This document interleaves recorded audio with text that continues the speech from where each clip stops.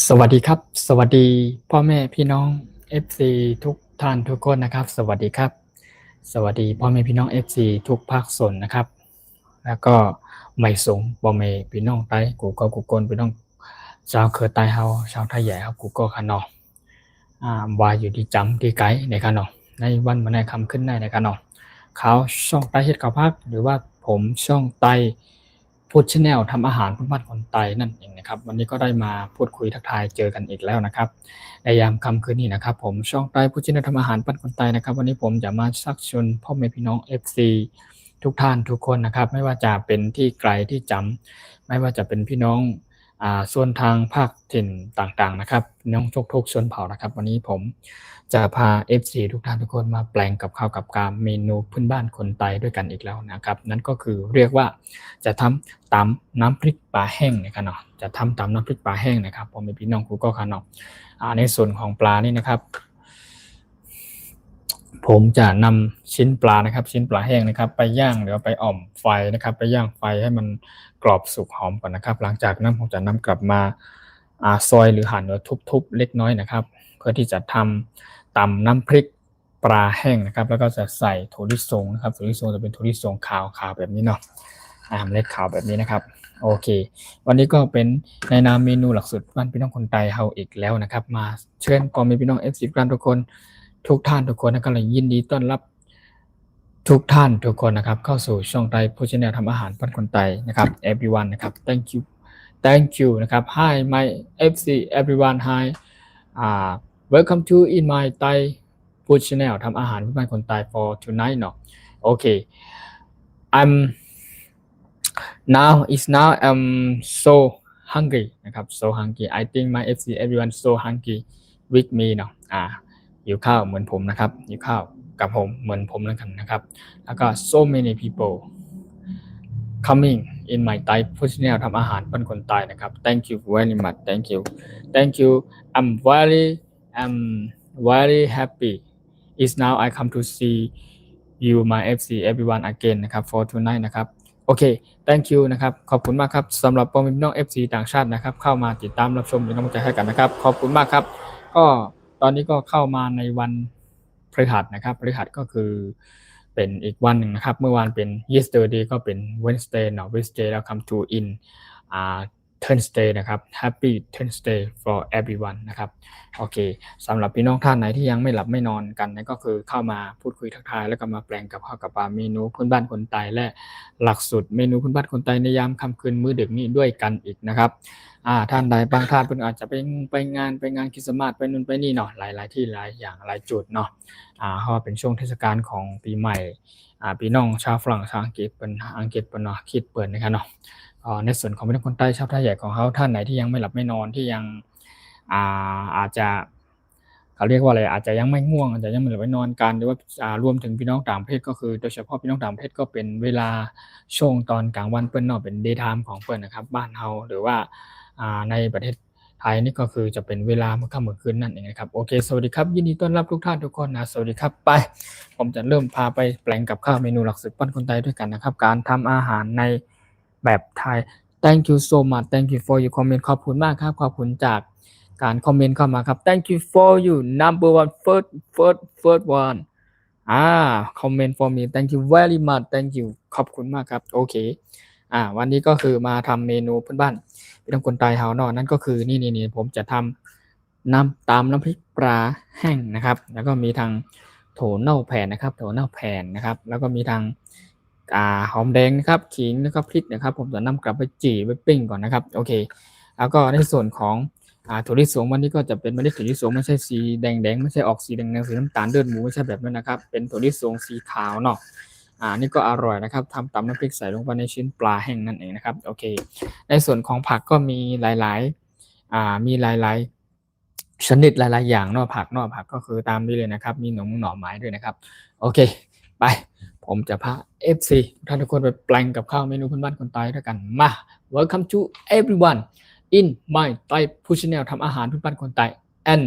Happy Thursday for everyone นะครับ Thank you Welcome to everyone Welcome to in my Thai food channel Welcome to นะครับ every sometime every time every night นะครับ my FC everyone thank you for you follow นะครับขอบคุณจากพี่น้อง FC ต่างประเทศนะครับโอเค everyone come to talk to me นะครับมาพูดคุยทักทายกันนะครับหรือว่า all comment and talk to me all and come to week enjoy นะครับเขาเรียกว่าenjoy with me นะครับ my Thai food channel ทำอาหารเพื่อบ้านคนตายนะครับ I will do show for you นะผมจะทำแล้วก็โชว์ให้คนดูนะครับว่าเป็นอย่างไรเมนูคนบ้านคนไทยในวันนี้นะครับโอเคไปเริ่ม start นะครับ I will start let's start now โอเคมาก่อนอื่นนะครับผมจะไปนะครับผมจะไปปิ้งอันนี้ก่อนนะครับปิ้งนี่ก่อนปิ้งปลานะครับกระเทียมนี่จะต้องผ่าครึ่งนะครับแบบกระเทียมผ่าครึ่งนะครับ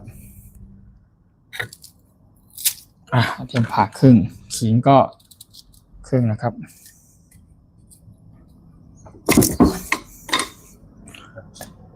นี่ครับผมเป็นพี่น้อง FC เนาะเนี่ยผ่าครึ่งครับสวัสดีครับสวัสดีทุกท่านทุกคนนะครับสวัสดีพ่อแม่พี่น้อง FC ทุกภาคส่วนนะครับทุกท่านทุกคนนะครับสวัสดีครับผมปิ้งย่างอันนี้ก่อนครั้งถั่วเน่าก็ค่อยอีกทีเนาะโอเค everyone coming โอ้หิวข้าวขนาดหิวข้าวขนาดครับพ่อแม่พี่น้อง FC ทุกท่านทุกคนครับมาแปลงกับข้าวกับปลาเมนูพื้นบ้านคนไทยด้วยกันนะครับโอ้ใจเย็นๆอาจจะต้องปิ้งอันนี้ก่อนนะครับผมปิ้งอันนี้ก่อนปิ้งนะครับมีกระเทียมนะครับมีกระเทียมมีพริกมีขิงนะครับขิงนะครับขิงจิ้งเจ๋อนะครับแล้วก็มีนะครับเลยอีกมีถั่วเน่าด้วยครับใจเย็นๆนะครับรอแป๊บนึงนะครับพ่อแม่พี่น้องโอเคสวัสดีครับสวัสดีทุกท่านทุกคนนะครับสวัสดีครับสวัสดียินดีต้อนรับทุกท่านทุกคนนะครับเข้าสู่ช่องทำอาหารพื้นบ้านคนไทยนะครับมาแปลงกับข้าวกับปลาเมนูพื้นบ้านคนไทยด้วยกันนะครับหลายท่านเนาะอาจจะหิวข้าวหิวน้ำกันครับท่านใดพ่อพี่น้อง FC ท่านใดหิวข้าวหิวน้ำครับในยามค่ำคืนมื้อดึกมาทางนี้เลยนะครับมาทางนี้เลยนะครับขอบคุณครับแล้วปิ้งก่อนใจเย็นๆเนาะ Welcome to everyone thank you so much thank you for your comment hi สวัสดีครับผมทักทายครับผมครับสวัสดีครับทักทายครับผมช่วยส่งกำลังใจให้ครับขอบคุณมากครับ thank you very much thank you for your comment ขอบคุณจากการคอมเมนต์ทักทายเข้ามาครับส่งกำลังใจให้นะครับขอบคุณมากๆครับผมสวัสดีทุกท่านทุกคนนะครับยินดีต้อนรับเข้าสู่ช่องไทยฟู้ดชาแนลทำอาหารพื้นบ้านคนไทยทุกท่านทุกคนนะครับมาวันนี้ก็มาทำตำน้ำพริกจะทำตำน้ำพริกน้ำพริกปลาแห้งนะครับตำน้ำพริกปลาแห้งนะครับบอกให้พี่น้อง FC ทุกท่านทุกคนเนาะตำน้ำพริกปลาแห้งขอไว้ดีก่อนแล้วก็พริกเนาะพริกจี่หรือพริกย่างนะครับโอเคก็ค้างกระเทียมไม่ใช่กระเทียมหอมแดงครับหอมแดงครับ thank you หอมแดงขอบคุณมากครับขอบคุณจากการคอมเมนต์ทักทายเข้ามานะครับเดี๋ยวช่วยเมนครับขอบคุณมากครับบอกให้พี่น้อง FC ทุกภาคส่วนนะครับนี่ปลาแห้งเนี่ยปลาเนี่ยกินโอ้ปลาหอมสุดยอดครับพ่อพี่น้องครับยินดีต้อนรับนะครับที่เข้ามาเป็นแห่งอกแห่งใจและก็ขอบคุณมากนะครับขอบคุณจากพ่อแม่พี่น้อง FC ทุกภาคส่วนนะครับสำหรับพ่อแม่พี่น้อง FC ท่านใดครับอยากกินกับข้าวกับปลาเมนูพื้นบ้านคนไทยนะครับเป็นเมนูที่เป็นหลักสูตรเมนูพื้นบ้านคนไทยพี่น้องชนชาติเผ่าพี่น้องชาวไทยใหญ่โดยตรงนะครับเป็นกับข้าวบนดอยบนป่านะครับแบบวิถีชีวิตแบบไม่ต้องพิธีการในมากมายนะครับก็แค่นี้ก็เป็นเมนูกับข้าวกับปลาเมนูบ้านคนไทยได้แล้วนะครับในยามค่ำคืนมื้อดึกนี่นะครับมาครับพี่น้อง FC ทุกท่านทุกคนนะครับมาเราไปแปลงกับข้าวทำกับข้าวด้วยกันเยอะๆนะครับฮ้อนก็ฮ้อนขนาดนั้นอย่างเนี่ยขออภัยเลยสูงมากด้วยนะครับผมที่ผมไม่สามารถหันกล้องลงไปที่ตรงบริเวณที่เป็นเตาถ่านนะครับเพราะว่าพอดีพื้นที่บริเวณมันค่อนข้างไม่ค่อยสะดวกนิดนึงนะครับโอเคไม่เป็นไรอยู่ตรงนี้เดี๋ยวผมจะเอามาให้ดูนะครับว่าเป็นระยะสักพักนะครับว่าผมทำอะไรอยู่ในขนาดนี้นะครับโอเคนั่นก็ผมกำลังปิ้งหรือย่างหอมแดงนะครับหอมแดงแล้วก็ปลานะครับหอมครับปอพี่น้องโอเคครับ ขอบคุณมากครับขอบคุณจากการกดไลค์กดแชร์กดติดตามเข้ามาเป็นกำลังใจให้กันเยอะๆนะครับพ่อพี่น้องอันนี้ก็เป็นในเป็นหอมหอมนะครับผมพี่น้องเอาหอมเลยครับหอมครับวันนี้เขาแปลงน้ำพริกเนาะแปลงน้ำพริกอร่อยครับผมพี่น้องขิงนี่ก็ขิงนะครับขิงหอมนะครับหลังจากที่เขาย่างหรือปิ้งเรียบร้อยข้างอันนี้เนาะโอเคปลาเนี่ยผมจะเผาแล้วปิ้งนะครับปิ้งให้มันกรอบสุกๆนะครับนำกลับมาหั่นหรือทอยทุบแล้วก็ทำเป็นน้ำพริกปลาแห้งใส่ถั่วลิสง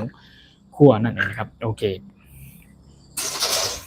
เมนูนี้หลักสูตรนี้ครับอยากกินกับข้าวกับปลาเมนูพื้นบ้านคนไทยอร่อยหรือว่า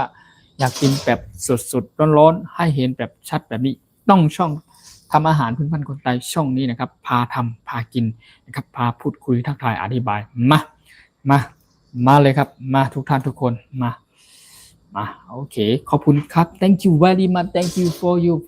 สติกเกอร์ครับสติกเกอร์ขอบคุณจากการกดไลค์กดแชร์ส่งสติกเกอร์เข้ามานะครับขอบคุณมากครับมันจะมีเป็นบางวันใช่ไหมเดี๋ยววันอื่นวันถัดไปอาทิตย์ถัดไปประมาณนี้นะครับผมจะพา FC พ่อพี่น้องไปเดินป่าแหมไปเก็บผักไปหาผัก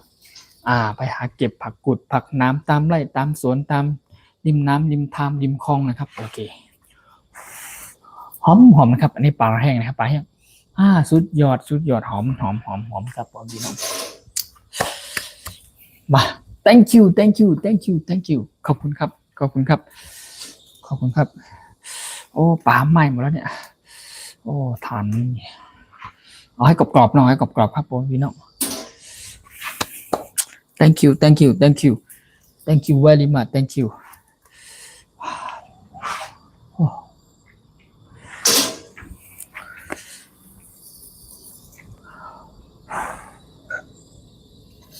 อะไรอย่างโอเคแล้วก็หาที่เก็บหน่อไม้ก่อนเนาะหน่อไม้ไว้ไหนนะดีนะผมขอวางไว้นี่ก่อนแล้วกันหน่อไม้เนี่ยโอเค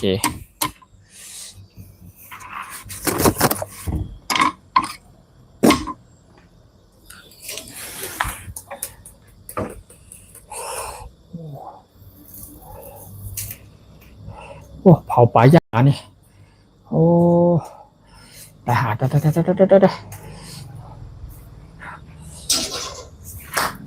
สวัสดีครับสวัสดีทุกท่านทุกคนนะครับสวัสดีครับ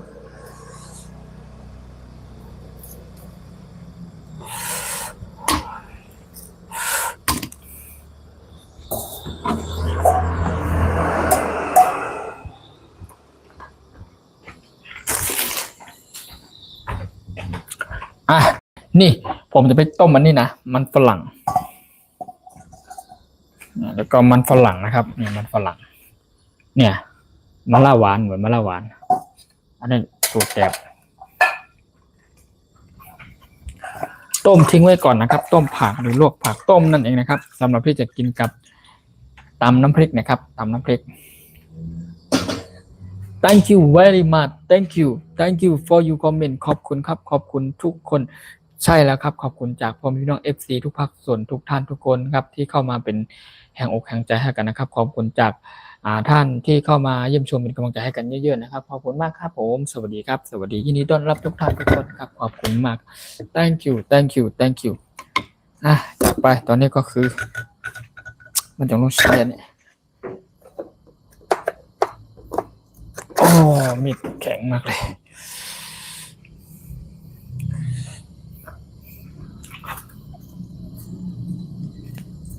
มันต้องรับมีดสักหน่อยมีดมันไม่ค่อยคมนะเผื่อเขาตัดเนาะ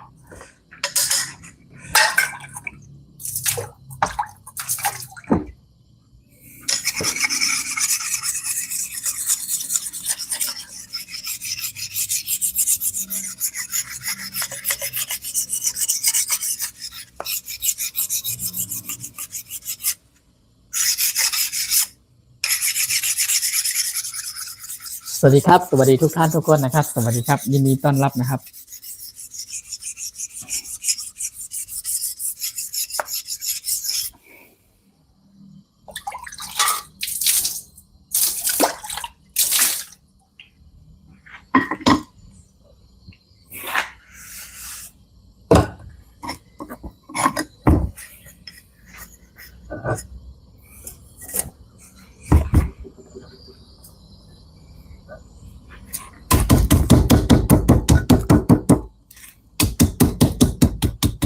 โอ้ผม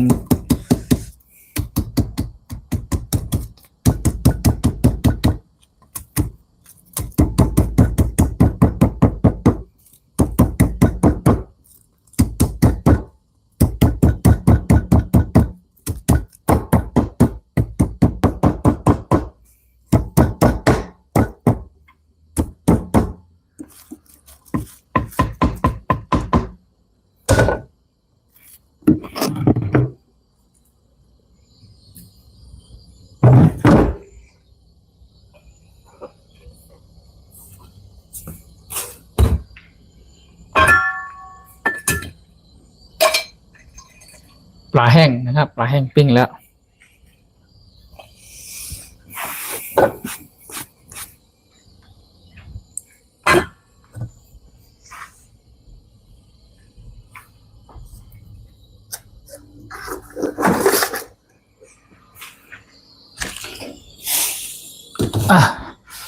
ต่อด้วยถั่วเน่าแผ่นครับพ่อแม่พี่น้องสวัสดีครับสวัสดีทุกท่านทุกคนนะครับยินดีต้อนรับเข้าสู่ช่องไต้ฟู้ดชาแนลทำอาหารพื้นบ้านคนไต้ทุกท่านทุกคนนะครับ Welcome to everyone in my Thai food channel ทำอาหารพื้นบ้านคนไต้ everyone มาเข้ามาเป็นแห้งอกแห้งใจให้กันเยอะๆครับผมมีพี่น้อง FC ทุกภาคส่วนนะครับสวัสดีครับสวัสดีย่างถั่วเน่าอยู่ถั่วเน่าแผ่นสวัสดีครับสวัสดีนี่ปลาแห้งนี่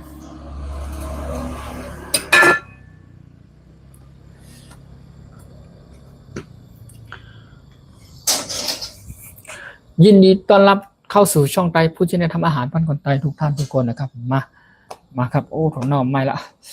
โอ้ไม่แล้วไม่ได้ละขอบคุณครับขอบคุณจากการกดไลค์กดแชร์กดติดตามเข้ามานะครับเป็นกำลังใจให้กันเยอะๆนะครับพ่อแม่พี่น้องนะครับขอบคุณครับขอบคุณมากๆครับขอบคุณครับ thank you very much thank you น่าจะเป็นวันอันนี้เนาะ Merry Christmas เนาะสำหรับพ่อแม่พี่น้อง FC ต่างประเทศนะครับ Merry Christmas ครับ for today ครับ everyone โอเคมา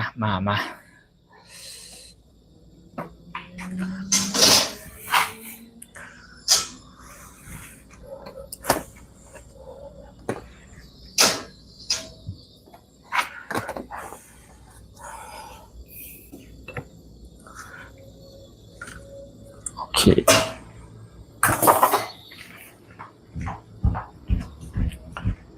คริสต์มาสวันคริสต์มาส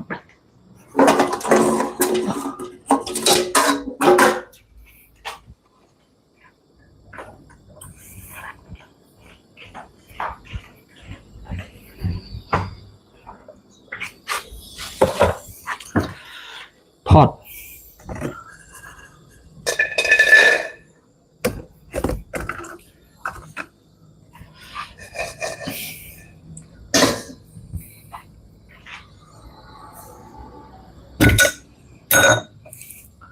สวัสดีครับสวัสดีพ่อแม่พี่น้อง FC ทุกภาคส่วนนะครับทุกท่านทุกคนนะครับ Welcome to everyone in my Thai food channel ทำอาหารพื้นบ้านคนไต้นะครับ everyone thank you very much thank you for your comment thank you for your follow นะครับ so many people coming ครับ coming เข้ามายินดีต้อนรับนะครับทุกท่านทุกคนเข้าสู่ช่องทำอาหารพื้นบ้านคนไต้นะครับขอบคุณมากครับโอเคนะโคนอีก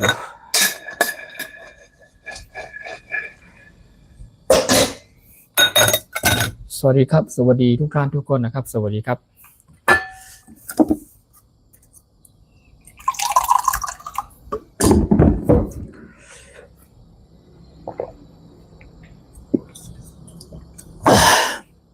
ขอบคุณครับขอบคุณมากครับนี่ปลาแห้งนี่ปลาแห้งครับพ่อแม่พี่น้องนี่ปลาแห้งเนาะอันนี้จีหรือว่าอร่อยกรอบอร่อยมากๆครับในส่วนของนี่ก็เป็นอันนี้เนาะเป็นพริกจีนะครับพริกจีแล้วก็หอมแดงจีเนาะย่างไฟนะครับอันนี้ก็เป็นถั่วเน่าแผ่นนะครับถั่วเน่าแผ่นครับพอมีพี่น้องโอเคคั่วถั่วลิสงก่อน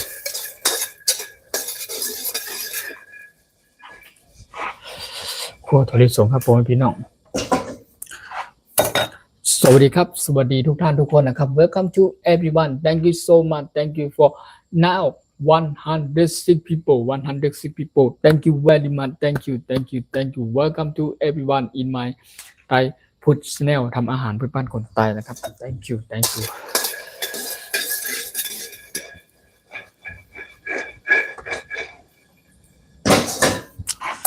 ใจเย็นผมและพี่น้อง FC ทุกท่านทุกคนใจเย็นๆครับสวัสดีครับยินดีต้อนรับนะครับมาสนุกสนานด้วยกันมาแปลงกับข้าวกับปลาเมนูปั้นคนใต้ด้วยกันนี่มีอันนี้ด้วยนี่มีข้าวจอกของออกกำลังสุดยอดครับพี่น้องใต้จัดไปครับพงพี่น้องจัดไปครับ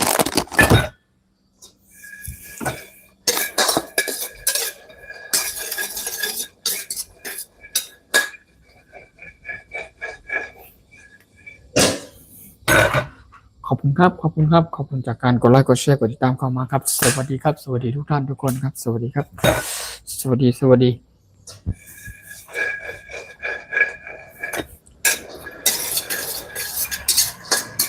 พวกนี้ส่งก่อนรอแป๊บหนึ่งครับ just moment I think everything นะครับ I think 15 minutes นะครับ I think 15 minutes I think already นะครับน่าจะ finish นะครับประมาณ20นาทีนะครับทุกอย่างเรียบร้อย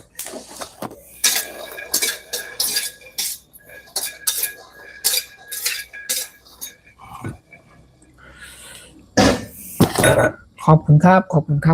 ากการกดไลค์กดแชร์กดติดตามเข้ามาเป็นกำลังใจให้กันเยอะๆนะครับผมพี่น้อง FC ทุกภาคส่วนนะครับทุกท่านทุกคนยินดีต้อนรับนะครับยินดีต้อนรับ welcome to everyone welcome to coming โอ้มา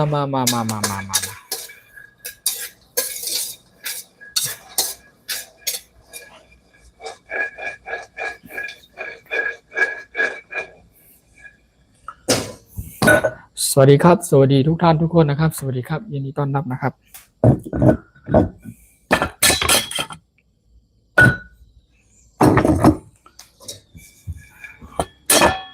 ให้มันสุกๆหอมเนี่ยหอมยังน้อยสุดหอมเลยสุก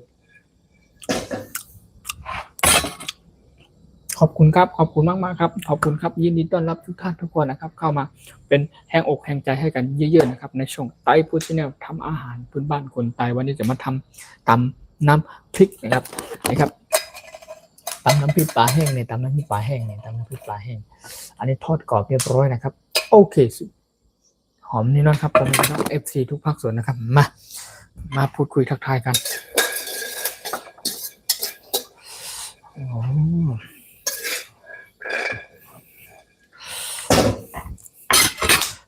เมื่อกี้ไปไหนเนี่ยขอบคุณครับขอบคุณจากการกดไลค์กดแชร์กดติดตามเข้ามานะครับ FC ผมพี่น้องทุกท่านทุกคนนะครับ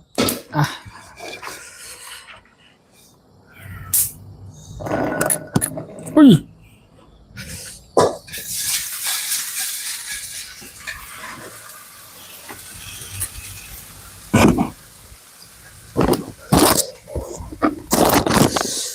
ฮอน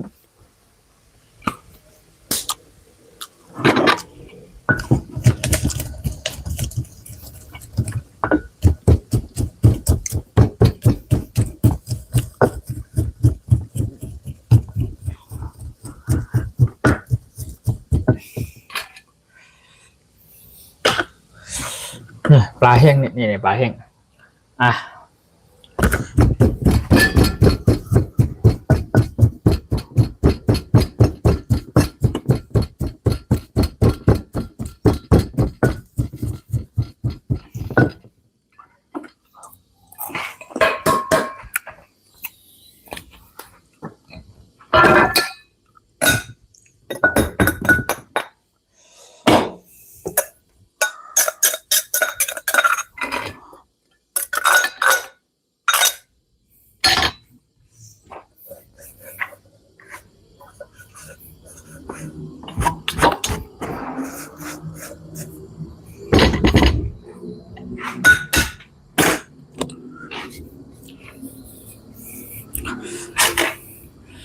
เนี่ยถั่วลิสงเนี่ยหอมเนี่ยหอมขนาดเลยถั่วลิสงครับพี่น้อง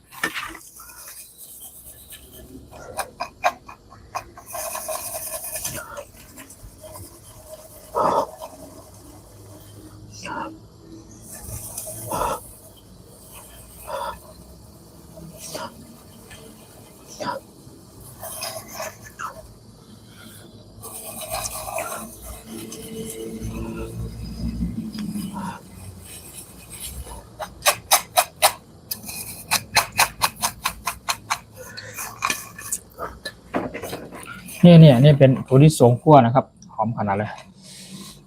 ลิสงคั่วหวานสุดยอด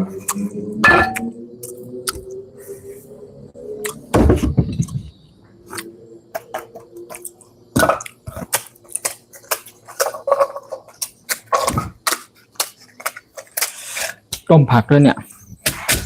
ระหว่างนี้ก็ต้มผักรออยู่สุดยอดปนพี่น้อง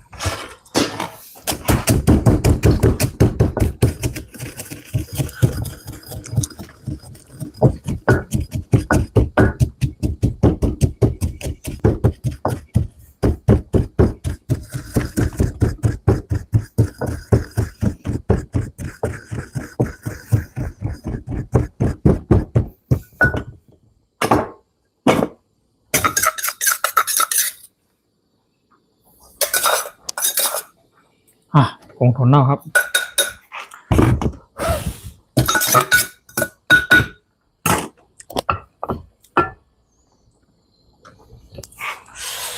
ถั่วลิสง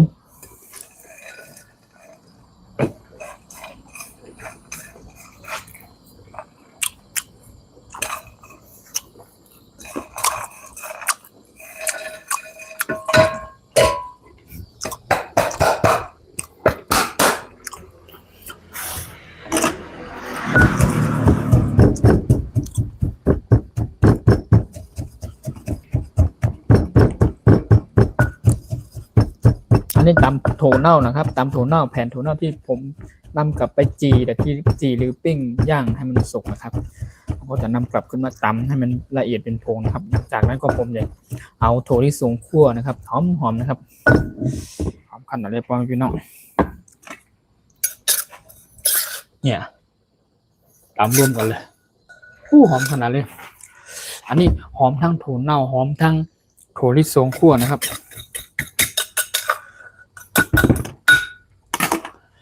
แล้วก็ขิงนะครับ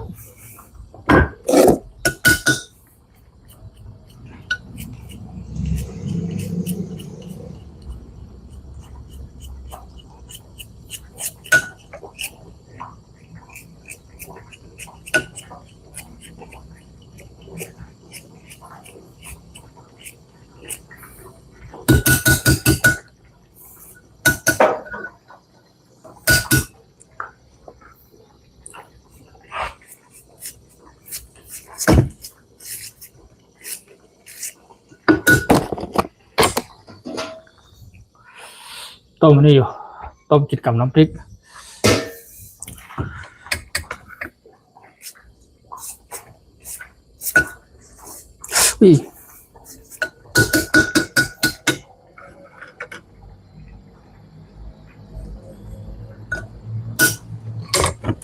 thank you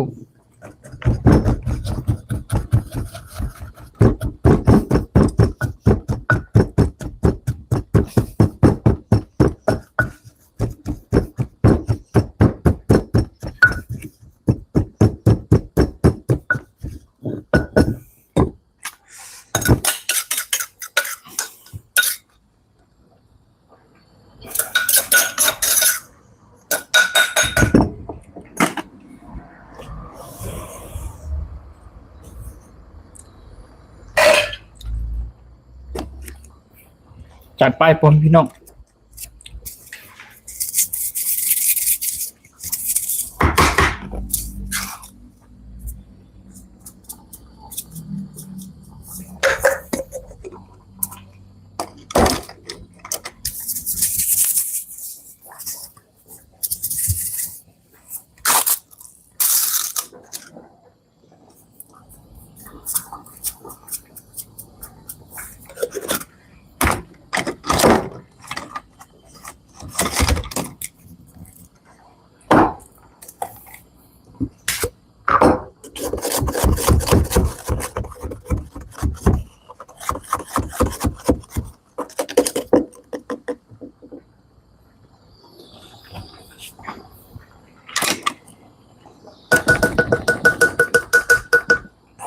งดดี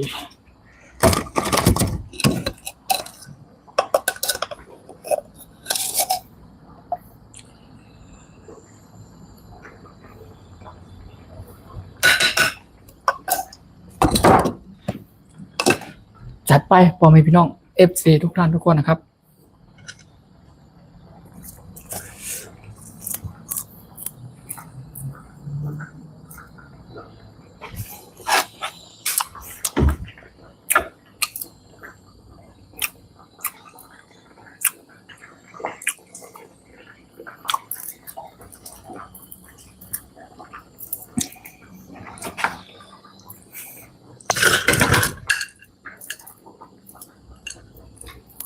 ปลาไร้ก้างนะปลาเนี่ยครับเป็นปลาแห้งทอดกรอบนะครับปลาแห้งปิ้งหรือย่างนะครับครับสวัสดีครับครับทักทายครับผมสวัสดีครับทำอาหารกินมื้อที่เท่าไรข้าวมื้อที่เท่าไรครับไม่เท่าไรไม่กี่บาทนะครับเพราะว่ามันเป็นกับข้าวที่ค่อนข้างแบบอย่างเช่นผักพืชต่างๆนะครับเราก็ไปเก็บตามสวนตามป่ามานะครับแล้วก็อย่างเช่นไอ้มะเขือแล้วก็มีต้นแบบนี้ต้นหอมมันก็ปลูกนะครับมีสวนนะครับอย่างเช่นผักต่างๆนี่ครับก็ที่สามารถเก็บจากสวนแล้วก็เก็บมาจากสวนนะครับก็ไม่จำเป็นต้องซื้อหรืออะไรอย่างไรนะครับในส่วนของเครื่องปรุงหรือว่าจะเป็นพวกของเขาเครื่องปรุงต่างๆก็คือเรามีไว้อยู่แล้วอย่างเช่นถั่วเน่านะครับแล้วก็แป้งนะครับโอเคเพราะว่ามันไม่ได้ใช้เนื้อสัตว์อะไรเยอะเนาะมันก็เลยงบไม่จำเป็นต้องเยอะเลยไม่จำเป็นต้องเป็นกับข้าวหรูหราแบบนั่นนะครับโอเคนะครับนั่นก็เป็นปลาแห้งนะครับปลาแห้งกรอบๆแล้วนะครับปลาแห้งกรอบๆนะครับจัดไปครับพ่อพี่น้อง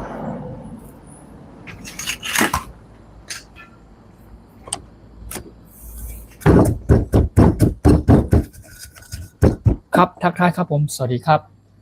ครับผมขอบคุณครับผมมื้อที่3หรือมื้อที่4ครับมื้อที่3หรือมื้อที่4มื้อที่3ครับผมมื้อที่3ครับเพราะว่ามื้อแรกมื้อ2มื้อ3เอามื้อแรกมื้อ2นะครับไม่เป็นไรแต่ว่ามื้อนี้ครับผมคิดว่าเป็นทั้งเวลาได้ทั้งเมนูนะครับทั้งดึกก็ดึกด้วยเวลาก็พวกเขาเรียกว่าอะไรเวลามีค่าแต่ดึกเท่าไร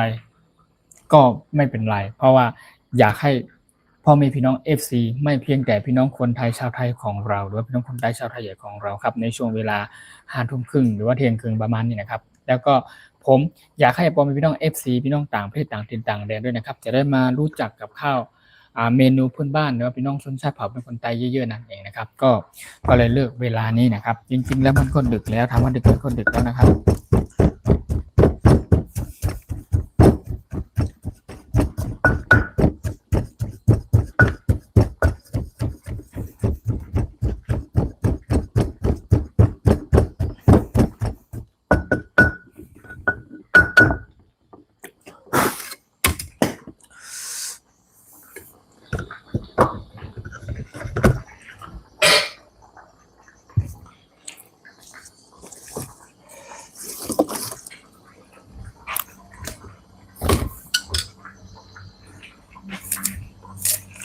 ต้นหอมครับ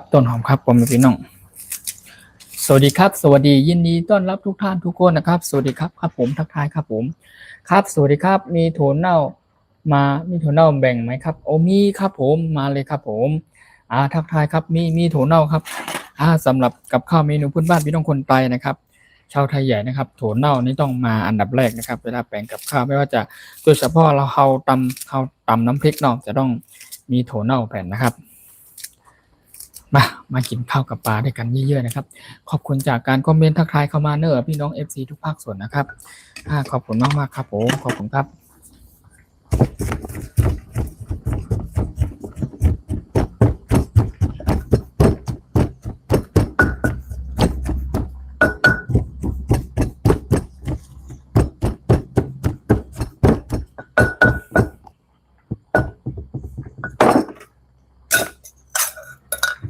นะครับตำนะครับตำเรียบร้อยนะครับโอ้โหสุดยอดครับนะครับโอ้โห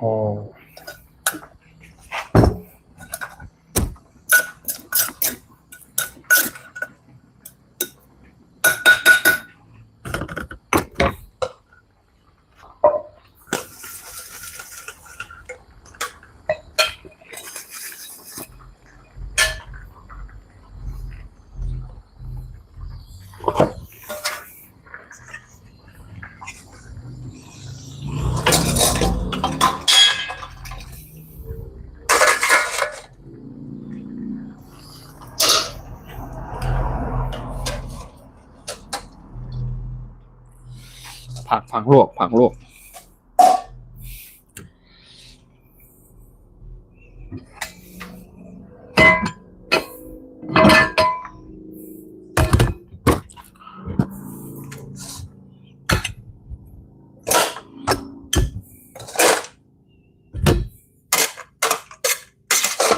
ผักต้มผักลวกเนาะ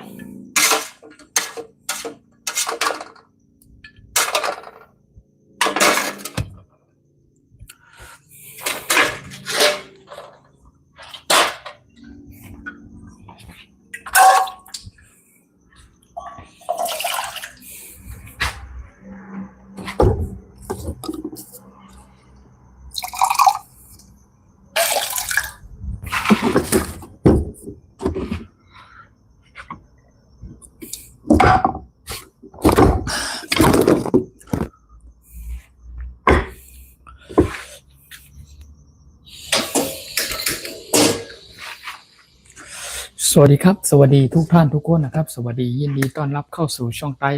ฟู้ดชาแนลทำอาหารพื้นบ้านคนไต้ทุกท่านทุกคนนะครับเข้ามาแล้วเป็นแห้งอกแห้งใจให้กันเยอะๆนะครับพร้อมพี่น้องนั่นก็เป็นผักต้มผักลวกนะครับอาหารนี่เป็นมะกอกลักข่าหรือหน่วยมะล่าหวานนั่นเองนะครับแล้วก็มีมันฝรั่งเนาะสุดยอดครับพร้อมพี่น้อง FC ทุกท่านทุกคนมากินกับข้าวกับปลาเป็นพันคนไต้ด้วยกันเนาะแล้วก็จะมีทางมีจอผักกาดนะครับจอผักกาดและผักกาดจอจากฝีมือคนท่าผู้ชำนาญการทำอาหารปัดคนใต้ของห้าพุ่นแปลงหรือจอไปให้1 ถ้วยนะครับแล้วก็มีทั้งขี้ก้านมะเขือขี้ก้านถั่วแดกพุงนะคะมีอยู่ในถ้วยอยู่นะครับเดี๋ยวผมจะนำกลับมากินนะครับโอเคระหว่างนี้ผมตั้งน้ำเดือดผมจะใส่ลงไปในน้ำพริกนะครับก็ผมระหว่างนี้ผมก็จะปอกมะแตงก่อนเนาะปอกมะแตงก่อน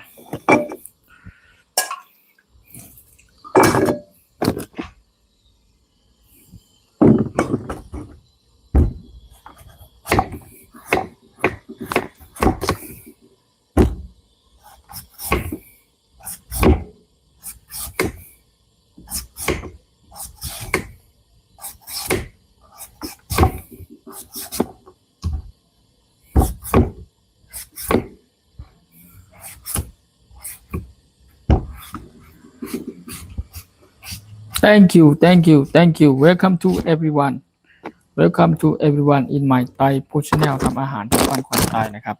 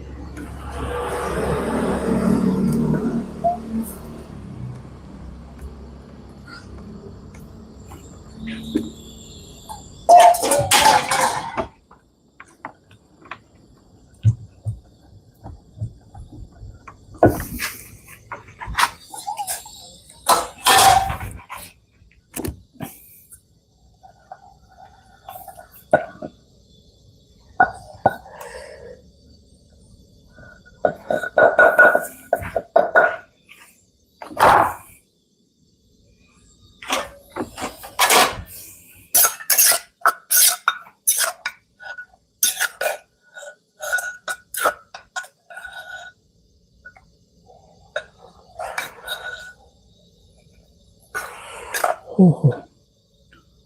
โอ้มาครับบอลพี่น้อง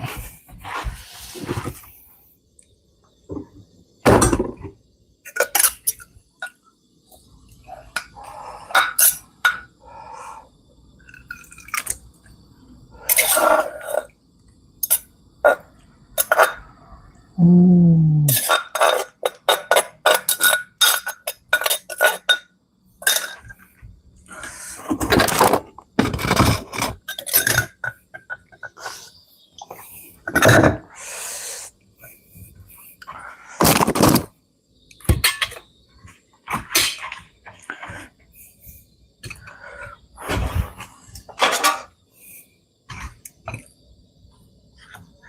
โอ้ร้อนขนาด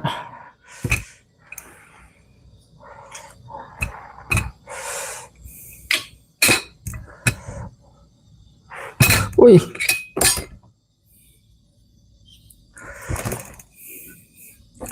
ฮะถ้ากินกับผักต้มเนี่ยสุดยอดครับผมเป็นพี่น้องผักต้มผักลวกเนี่ยนี่ครับผมเป็นพี่น้องครับตำน้ำพริกปลาแห้งนะครับใส่ถั่วลิสงนะครับโอเคมาขอบคุณครับขอบคุณจากปอมพี่น้อง FC ทุกท่านทุกคนนะครับขอบคุณมากๆครับผมขอบคุณครับสวัสดีครับสวัสดีทุกท่านทุกคนนะครับสวัสดีครับโอเคครับผมครับไทยจริงครับผมขอบคุณมากครับโอเคยินดีต้อนรับเข้าสู่ช่องไต้พูดชาแนลทำอาหารพื้นบ้านคนไทยทุกท่านทุกคนนะครับขอบคุณมากจากการกดไลค์กดแชร์กดติดตามเข้ามานะครับที่เข้ามาเป็นแห่งอกแห่งใจให้กันเยอะๆนะครับขอบคุณมากครับโอเคต่อจากนี้ผมก็จะไปเต็มต้มอันนี้สักหน่อยนะครับลวกหน่อไม้นี่คืออันนี้เป็นหน่อไม้นะครับคือต้มไปแล้ว1 รอบนะครับแต่มันอาจจะเย็นไปหน่อยนะครับแล้วก็ต้มอีก1 รอบให้มันอุ่นๆเนาะนะครับไม่หน่อไม้ครับพอไหมพี่น้องหน่อไม้สร้างเนาะ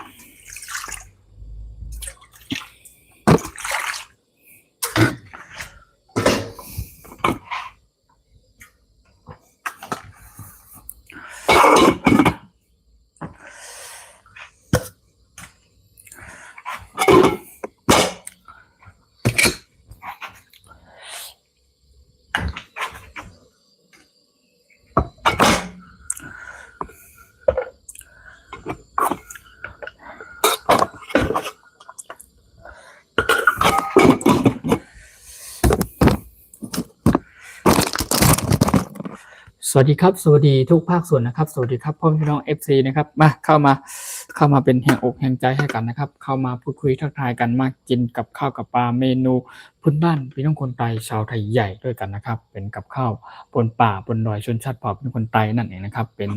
เมนูดังเดิมและอาหารเมนูดังเดิมของพี่น้องชนชาติเผ่าเป็นคนไทยนะครับก็ส่วนมากก็ผักจะมีผักพืชต่างๆนะครับกินผักมีประโยชน์นะครับทุกท่านทุกคนไม่จะเป็นผักมีผักลวกผักต้มผักมีหลายๆอย่างนะครับเนาะด้วยกันมาครับพี่น้อง FC ทุกภาคส่วนทุกท่านทุกคนนะครับมาด้วยกันเลยนะครับ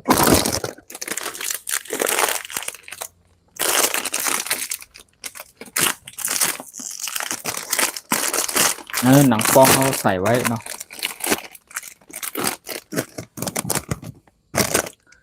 นี่ครับ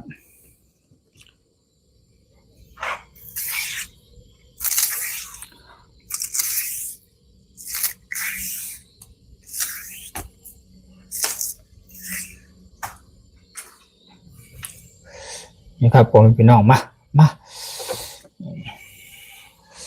สุดยอดครับผมพี่น้องมากครับ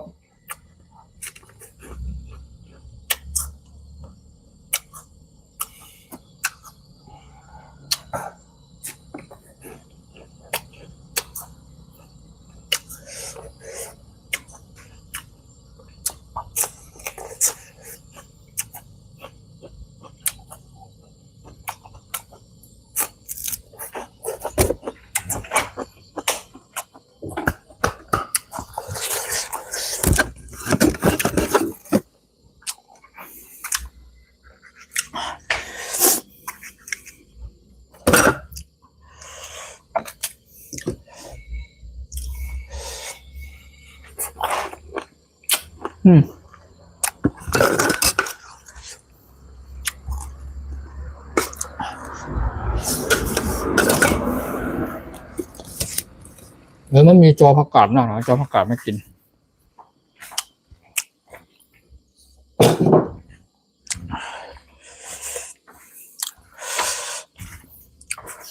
อันนี้ก็เป็นจอผักกาดนะครับจอผักกาดจากฝีมือคนเฒ่าผู้ชำนาญการทำอาหารบ้านคนตายของเฮาเนาะเพิ่นจอผักกาดเพิ่นแปลงไว้นะครับนี่จอผักกาดนะครับ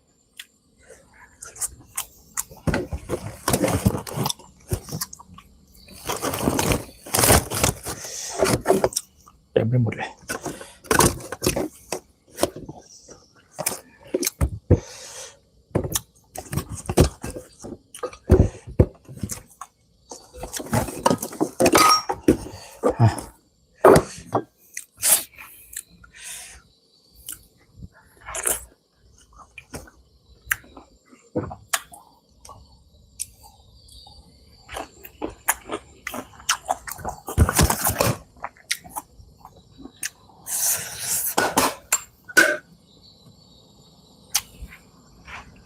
ตัวประกาศ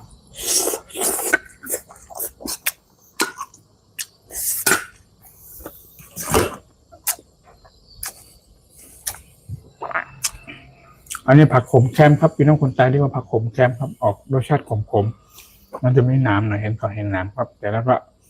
กินเฉพาะที่ใบที่มันอ่อนๆเนาะเป็นนมๆนี่เนาะ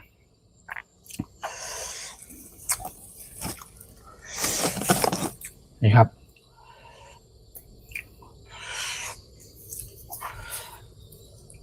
มาครับมากินด้วยกันเนาะ FC ป้อมพี่น้องทุกภาคส่วนนะครับสวัสดีครับ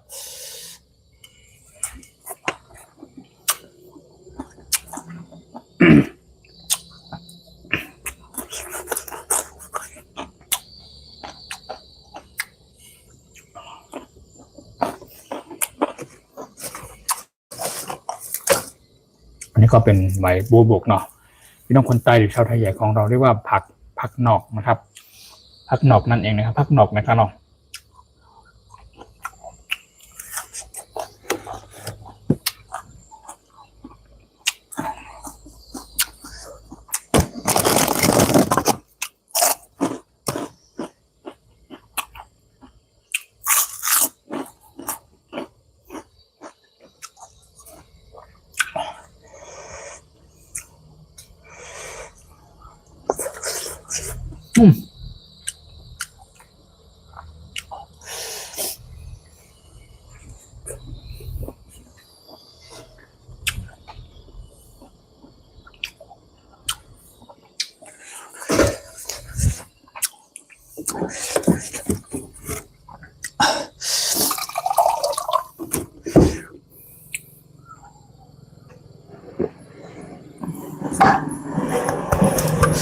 ขอบคุณมากครับขอบคุณจากพ่อแม่พี่น้อง FC ทุกภาคส่วนนะครับเข้ามาเยี่ยมชมเป็นกำลังใจให้ผมนะครับขอบคุณมากๆครับขอบคุณทุกท่านทุกคนนะครับ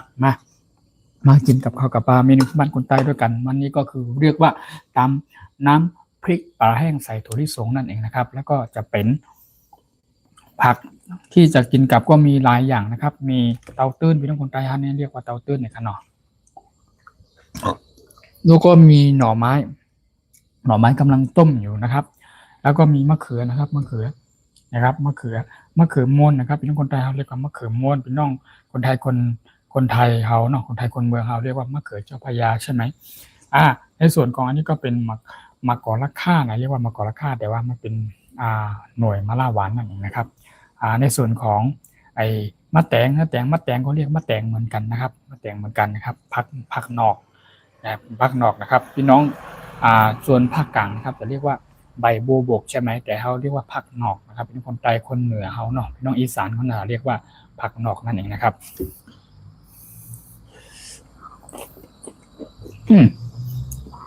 ในส่วนของจอผักกาดนะครับน้องคนใต้ห้องว่าผักกาดจอนะครับเนาะน้องคนไทยคนเมืองคนเรียกว่าจอผักกาดนั่นเองนะครับมันพูดสลับกันอยู่นะครับคล้ายๆกันเนาะ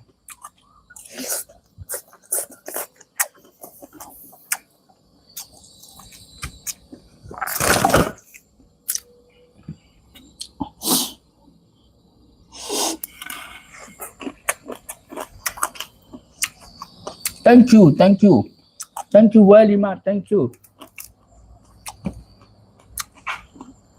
ข้างหน่อไม้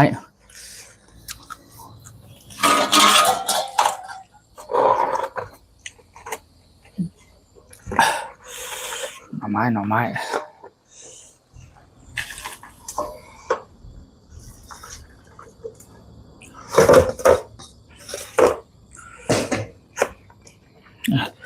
เอาไว้มันเย็นก่อนเนาะหน่อไม้เนี่ยเอาจะกินกับหน่อไม้ซางเนี่ยกับน้ำพริกเดี๋ยวรอให้มันเย็นก่อนเดี๋ยวค่อยขึ้นมาเนี่ย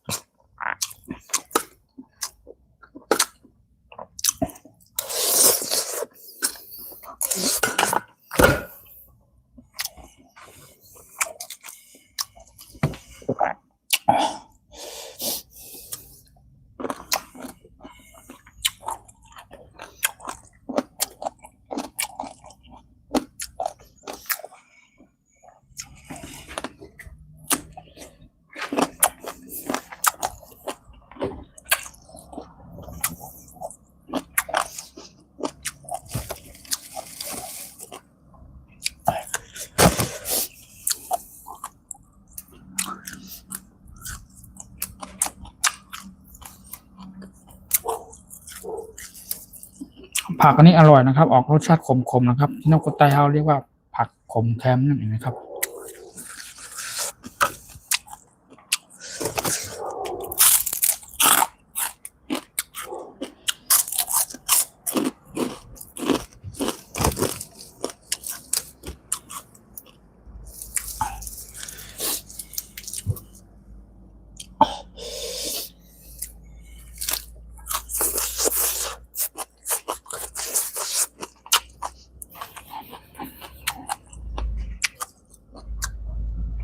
ขอบคุณมากๆครับขอบคุณทุกท่านทุกคนนะครับขอบคุณครับ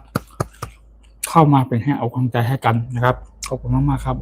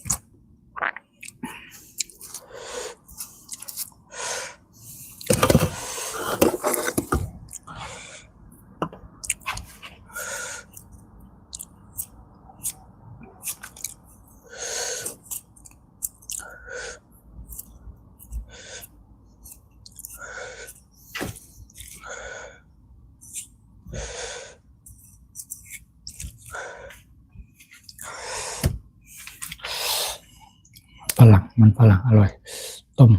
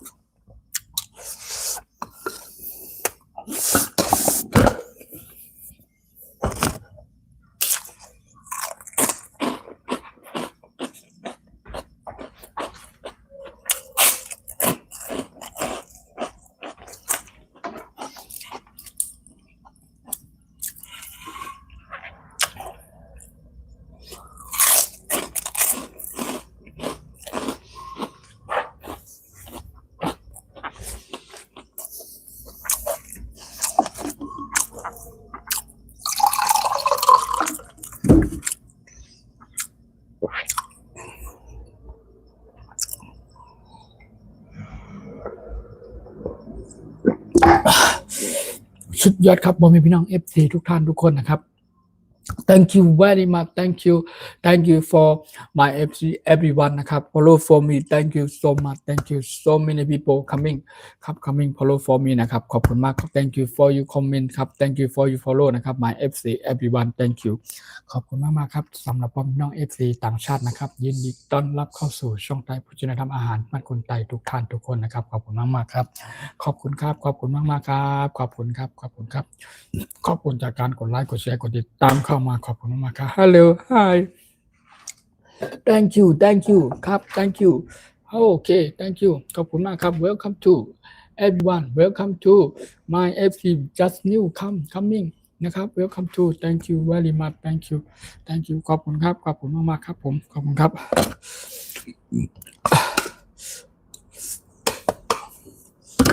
Thank you ขอบคุณมากครับขอบคุณจากการกดไลค์กดแชร์กดติดตามเข้ามาเป็นกำลังใจให้นะครับขอบคุณมากครับ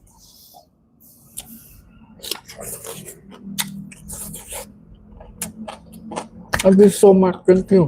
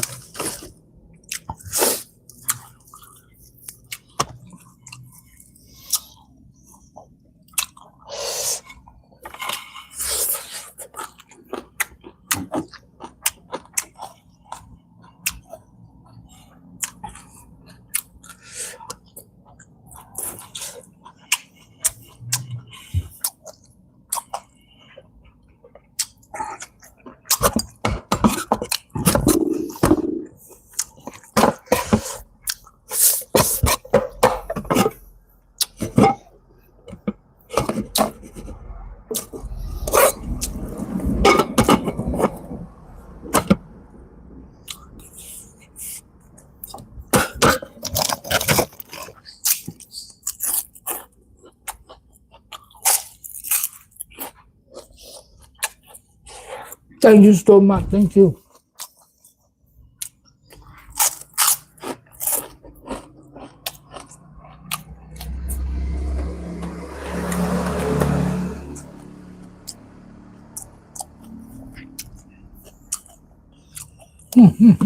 มันฝรั่งเนี่ยโปเตโต้นะ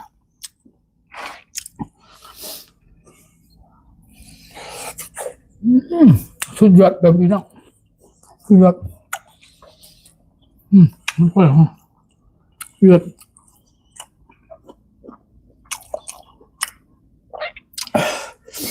Oh very delicious coming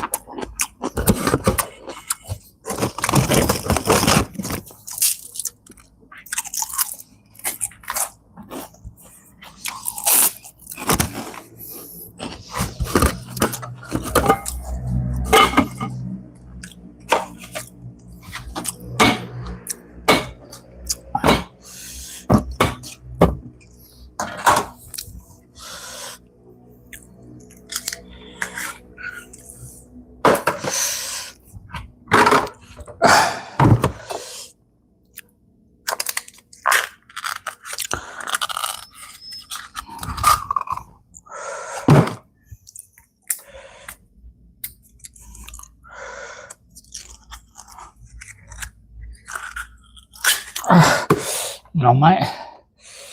เนี่ย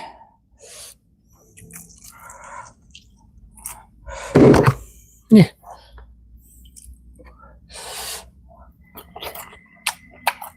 สุดยอด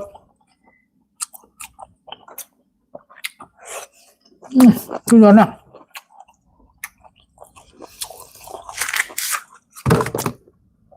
Thank you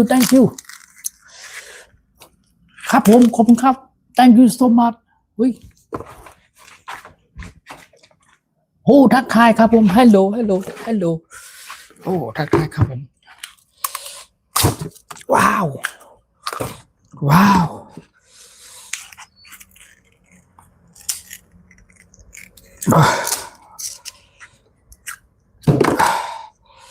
Thank you very much. Thank you. Follow me. So many people coming. Talk to me. มาพูดคุยทักทายกันนะครับ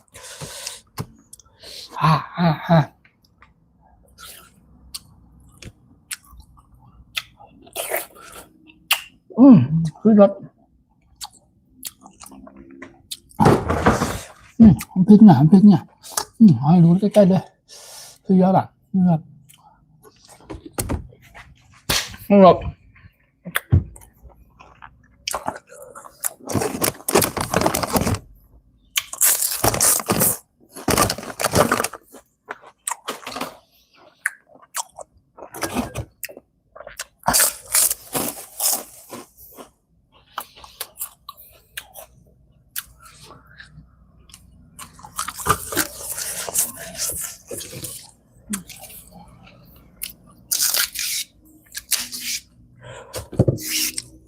รับสวัสดีครับ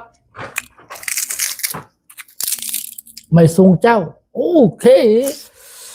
thank you ขอบคุณมากครับใหม่สูงค่ะยินดีต้อนรับเข้าสู่ช่องไปโปรเจกต์ทำอาหารบ้านคนตายนะครับยินดีครับตอนค่ะใหม่สูงครับใหม่สูง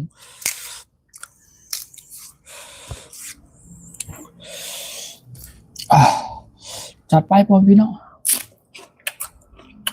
สุดยอด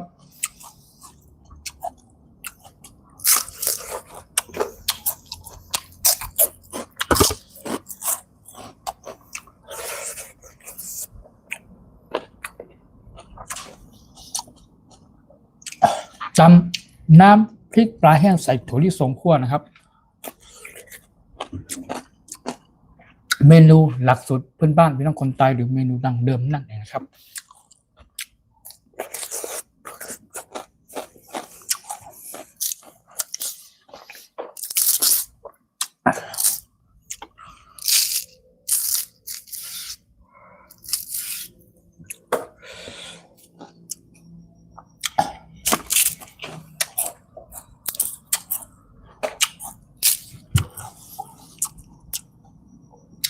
สุดยอดขอบคุณครับขอบคุณมากๆครับ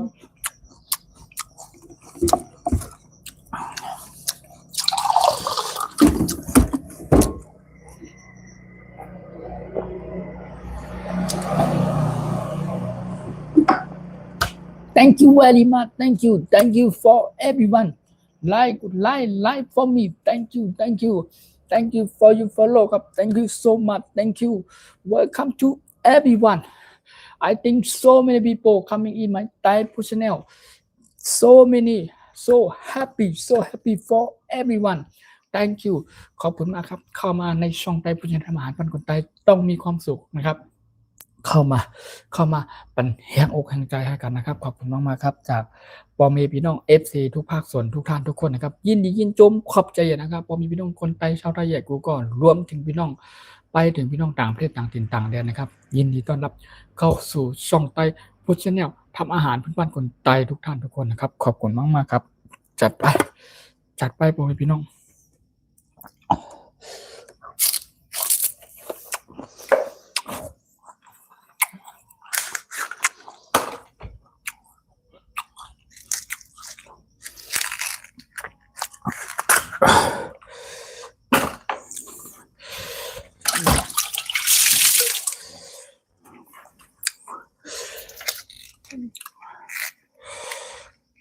อุ้ยกายมันเยอะ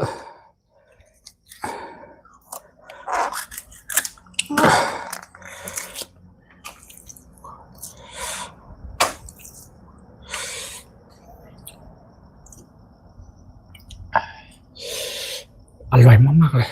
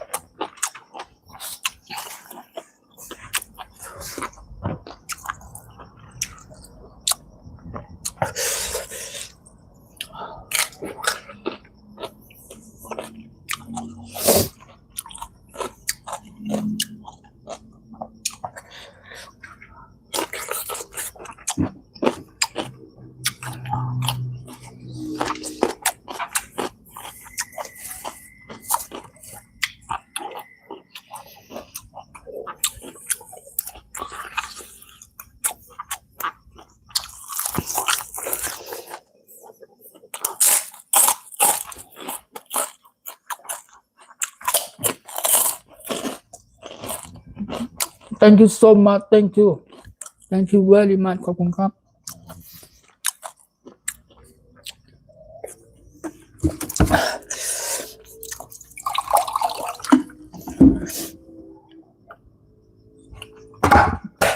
ขอบคุณครับขอบคุณครับ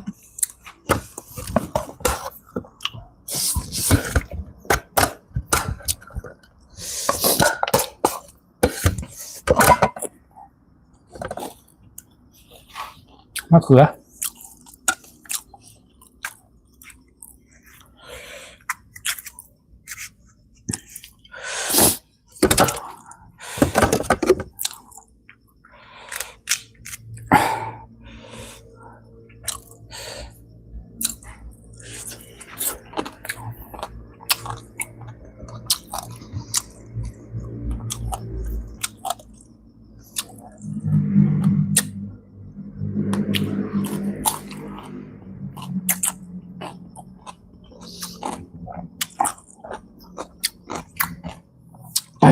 thank you so much thank you ครับผมครับทักทายครับสวัสดีครับวานิดาหลิวสกุลวงศ์ยินดีต้อนรับครับยินดีต้อนรับเข้าสู่ช่องไตรโภชนาทำอาหารมาคนไทยขอบคุณครับขอบคุณมากขอบคุณจากการกดไลค์กดแชร์กดติดตามเข้ามาเป็นกำลังใจให้กันเยอะๆครับในช่องไตรพุทธชาแนลทำอาหารพื้นบ้านคนไทยนะครับเป็นกับข้าวเมนูหลักสูตรพื้นบ้านคนไทยโดยตรงนะครับผักพืชต่างๆนะครับกินผักมีประโยชน์ครับบอไม่พี่น้อง FC ทุกท่านทุกคนนะครับขอบคุณมากๆครับขอบคุณที่เข้ามาเป็นเฮียงอกเฮียงใจครับเป็นกำลังใจให้กันครับขอบคุณที่เข้ามากดไลค์กดแชร์ให้นะครับขอบคุณมากครับยินดีต้อนรับเข้าสู่ช่องไตรพุทธชาแนลทำอาหารพื้นบ้านคนไทยหรือว่าช่องทำอาหารพื้นบ้านคนไทยนั่นเองนะครับยินดีต้อนรับทุกท่านทุกคนนะครับพี่น้องคนไทยชาวไทยของเราเรียกว่ายินจมฮับตอนกูก็ค้าเข้ามาในช่องไตรเฮ็ดข้าวพักนะครับเนาะหรือภาษาอังกฤษก็คือ welcome to everyone in my ไตรพุทธชาแนลทำอาหารพื้นบ้านคนไทย everyone thank you so much thank you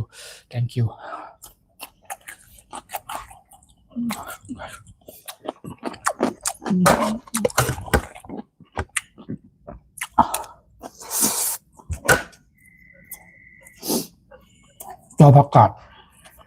จัดไป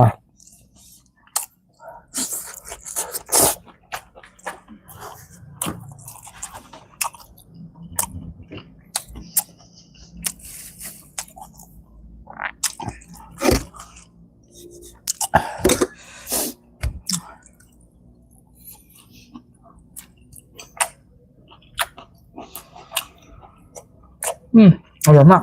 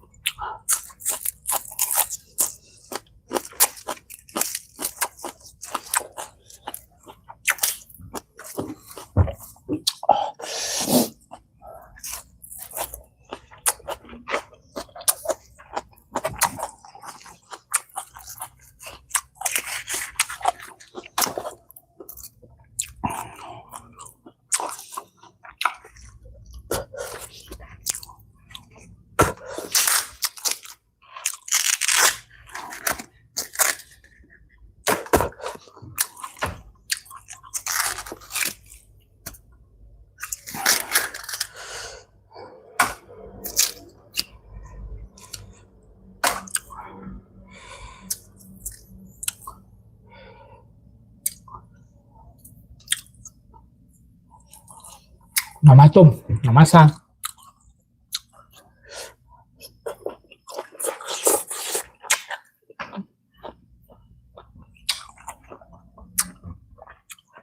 ขมครับ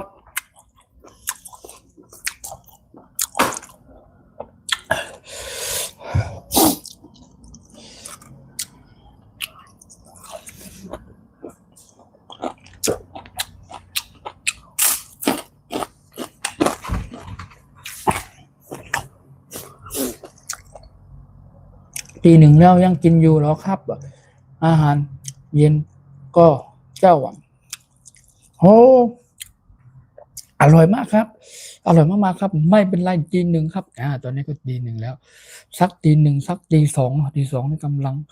พอดีแล้วครับขอบคุณมากเนื่องขอบคุณจากการกดไลค์กดแชร์กดติดตามเข้ามาทักทายเข้ามานะครับขอบคุณมากๆนะครับขอบคุณมากครับผมยินดีต้อนรับเข้าสู่ช่องไตรพุทธินธรรมอาหารปั้นคนไตนะครับเงินกฤษวี ขอบคุณมากครับผมขอบคุณครับยินดีต้อนรับนะครับขอบคุณมากครับขอบคุณครับยินดีต้อนรับทุกภาคส่วนนะครับขอบคุณมากๆครับอร่อยหิวข้าวขนาดแล้วครับทุกท่านทุกคนหิวข้าวเหมือนผมไหมครับมาเข้ามาเลยตำน้ำพริกปลาแห้งใส่ถั่วลิสงนะครับสุดยอดครับพ่อแม่พี่น้อง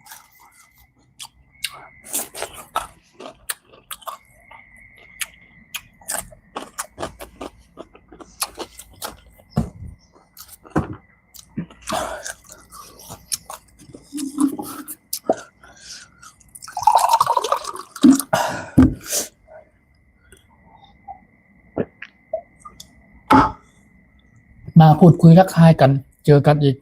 พูดคุยทักทายกันอีกสักแป๊บหนึ่งนะครับตอนนี้ก็ตีหนึ่งครึ่งแล้วเนาะตีหนึ่งจะครึ่งแล้วนะครับตีหนึ่งครึ่งแล้วก็ตอนนี้เนาะโอเคตีหนึ่งครึ่งแล้วนะครับตอนนี้นะครับก็อีกสักประมาณไม่เกินตีสองเนาะไม่เกินตีสองครับโอเคยินดีต้อนรับนะครับขอบคุณจากพ่อแม่พี่น้อง FC ทุกภาคส่วนนะครับกำลังใจจากพ่อแม่พี่น้อง FC ทุกท่านทุกคนล้นๆเลยนะครับผมถึงจะมีพลังบวกมีแรงบันดาลใจในการทำคลิปทางช่องหรือว่าทำวิดีโอนะครับหรือว่าในขณะที่ผมได้มาไลฟ์สดอยู่บ่อยๆหรือว่าได้มาพูดคุยทักทายกับพ่อแม่พี่น้อง FC ของทุกๆวันนะครับในยามค่ำคืนมื้อดึกนั่นเองนะครับก็หลังจาก5 ทุ่มครึ่งเที่ยงคืนประมาณนี้ครับผมจะเริ่มไลฟ์สตาร์ตตั้งแต่เที่ยงนะครับเที่ยงอาจจะเที่ยง15หรือว่าเที่ยงไม่เกินเที่ยงครึ่งนะครับของทุกๆคืนนะครับขอบคุณมากเพราะอะไรผมทำไมถึงผมมาเวลานี้นะครับผมก็อยากให้ทางพ่อแม่พี่น้อง FC ทั้งพี่น้องคนไทยชาวไทยของเราด้วยพี่น้องคนชนชาติเผ่าต่างๆนะครับและพี่น้องคนไทยชาวไทยใหญ่ของเราด้วยนะครับและก็อยากให้พ่อแม่พี่น้อง FC ต่างประเทศต่างถิ่นต่างแดนนะครับโดยเฉพาะพี่น้องทางชาวอังกฤษทางโซนยุโรปไปทางนู้นเนาะเป็นกลางวันเปิ้นเนาะ day time เนาะของเราเป็นกลางคืนทุกนายแล้วนะครับก็เปิ้นจะได้มาเป็นแห่งอกแห่งใจให้เราเปิ้นจะได้เข้ามารู้จักหรือว่าได้เห็นกับข้าวกับปลาเมนูพื้นบ้านคนไทยหลักสุดพื้นบ้านคนไทยนั่นเองนะครับผมก็อยากให้กับข้าวเมนูดังเดิมเมนูชนชาติเผ่าพี่น้องคนไทยชาวไทยใหญ่อย่างผมเขานะครับให้เป็นที่รู้จักพี่น้องทุกท่านทุกคนแล้วก็พี่น้องชาวทั่วโลกนะครับจะได้มารู้จักในวัฒนธรรมและกับข้าวเมนูดังเดิมต่างๆนะครับของพี่น้องชนชาติเผ่านั่นเองนะครับขอบคุณมากๆครับขอบคุณจากพี่น้องคนไทยชาวไทยของเราทุกท่านทุกคนแล้วก็รวมถึงพี่น้องทุกชนเผ่าและพี่น้องคนไทยชาวไทยใหญ่ของเราด้วยนะครับขอบคุณจากพี่น้อง FC ที่ไปอยู่ในต่างประเทศต่างถิ่นต่างแดนนะครับที่เข้ามาติดตามรับชมแล้วก็นึกถึงกับข้าวกับปลาเมนูพื้นป่าชนชาติเผ่าต่างๆหรือว่าเมนูอาหารบ้านๆนะครับผมเชื่อว่าพอมีน้อง FC หลายๆท่านไปทำงานต่างประเทศเนาะไปหลายปีนะครับเป็นปีเป็น5ปี10ปีอาจจะยังไม่ได้กลับบ้านนะครับคิดถึงกับข้าวในแต่ละภาคนะครับแต่ว่ากับข้าวอย่างเช่นพี่น้องคนเหนือเฮาเนาะเพิ่นไปอยู่ต่างประเทศไปทำงานต่างประเทศอย่างนี้เพิ่นก็จะคิดถึงกับข้าวกับปลาคิดถึงกับข้าวเมนูอาหารบ้านๆแบบนี้ครับถึงแม้ว่าอยู่บ้านเรานะครับได้กินแค่ตำน้ำพริกถ้วยเดียวนะครับถ้าได้เห็นหน้าพ่อหน้าแม่นะครับกิน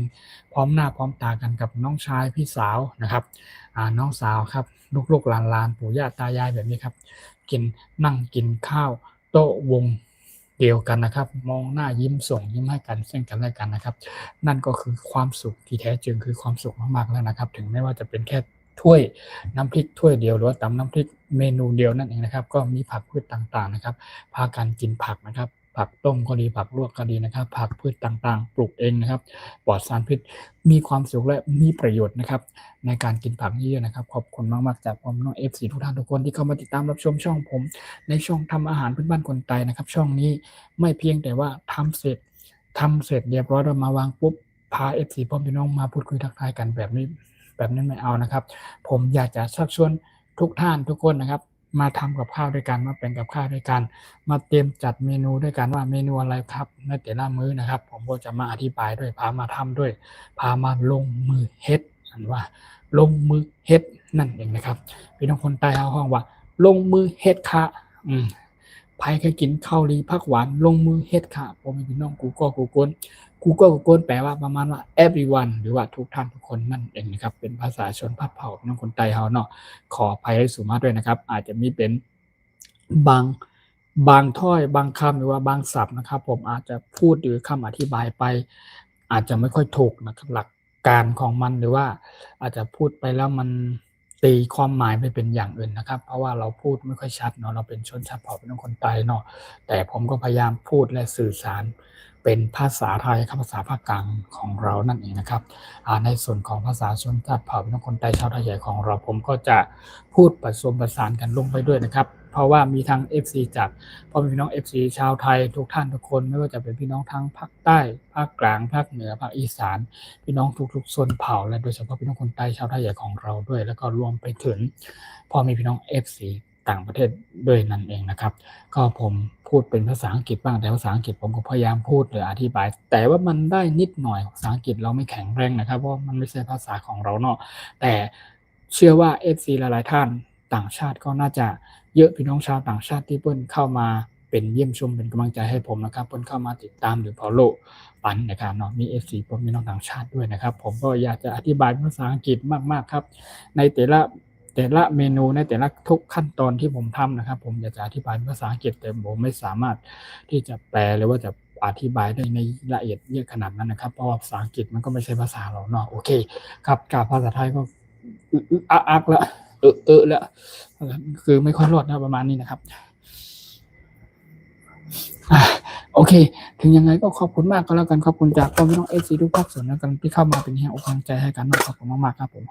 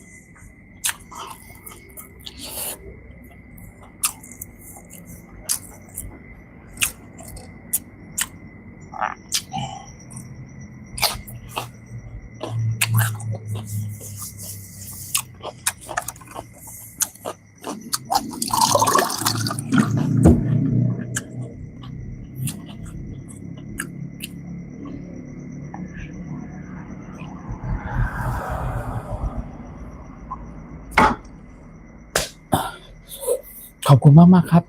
thank you very much thank you ขอบคุณครับขอบคุณมากๆครับ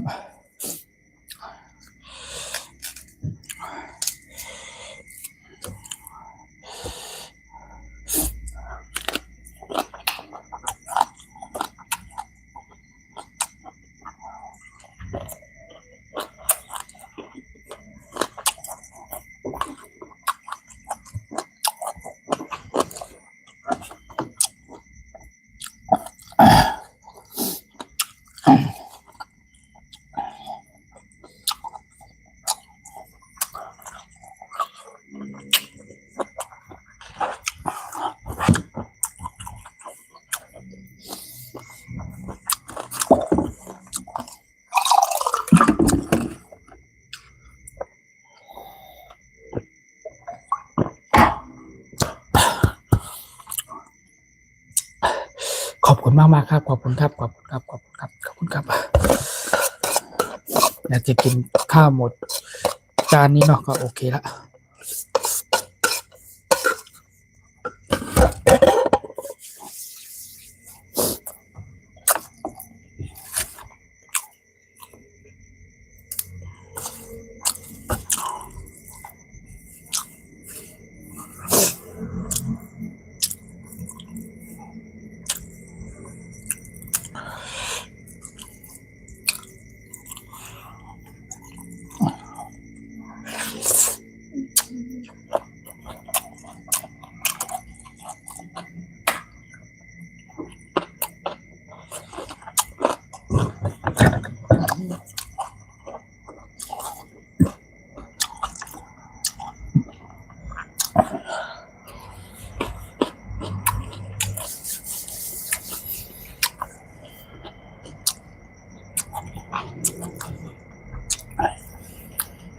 เข้ามาแล้วเป็นแห่งอกแห่งใจให้กันนะครับขอบคุณมากครับ thank you so much thank you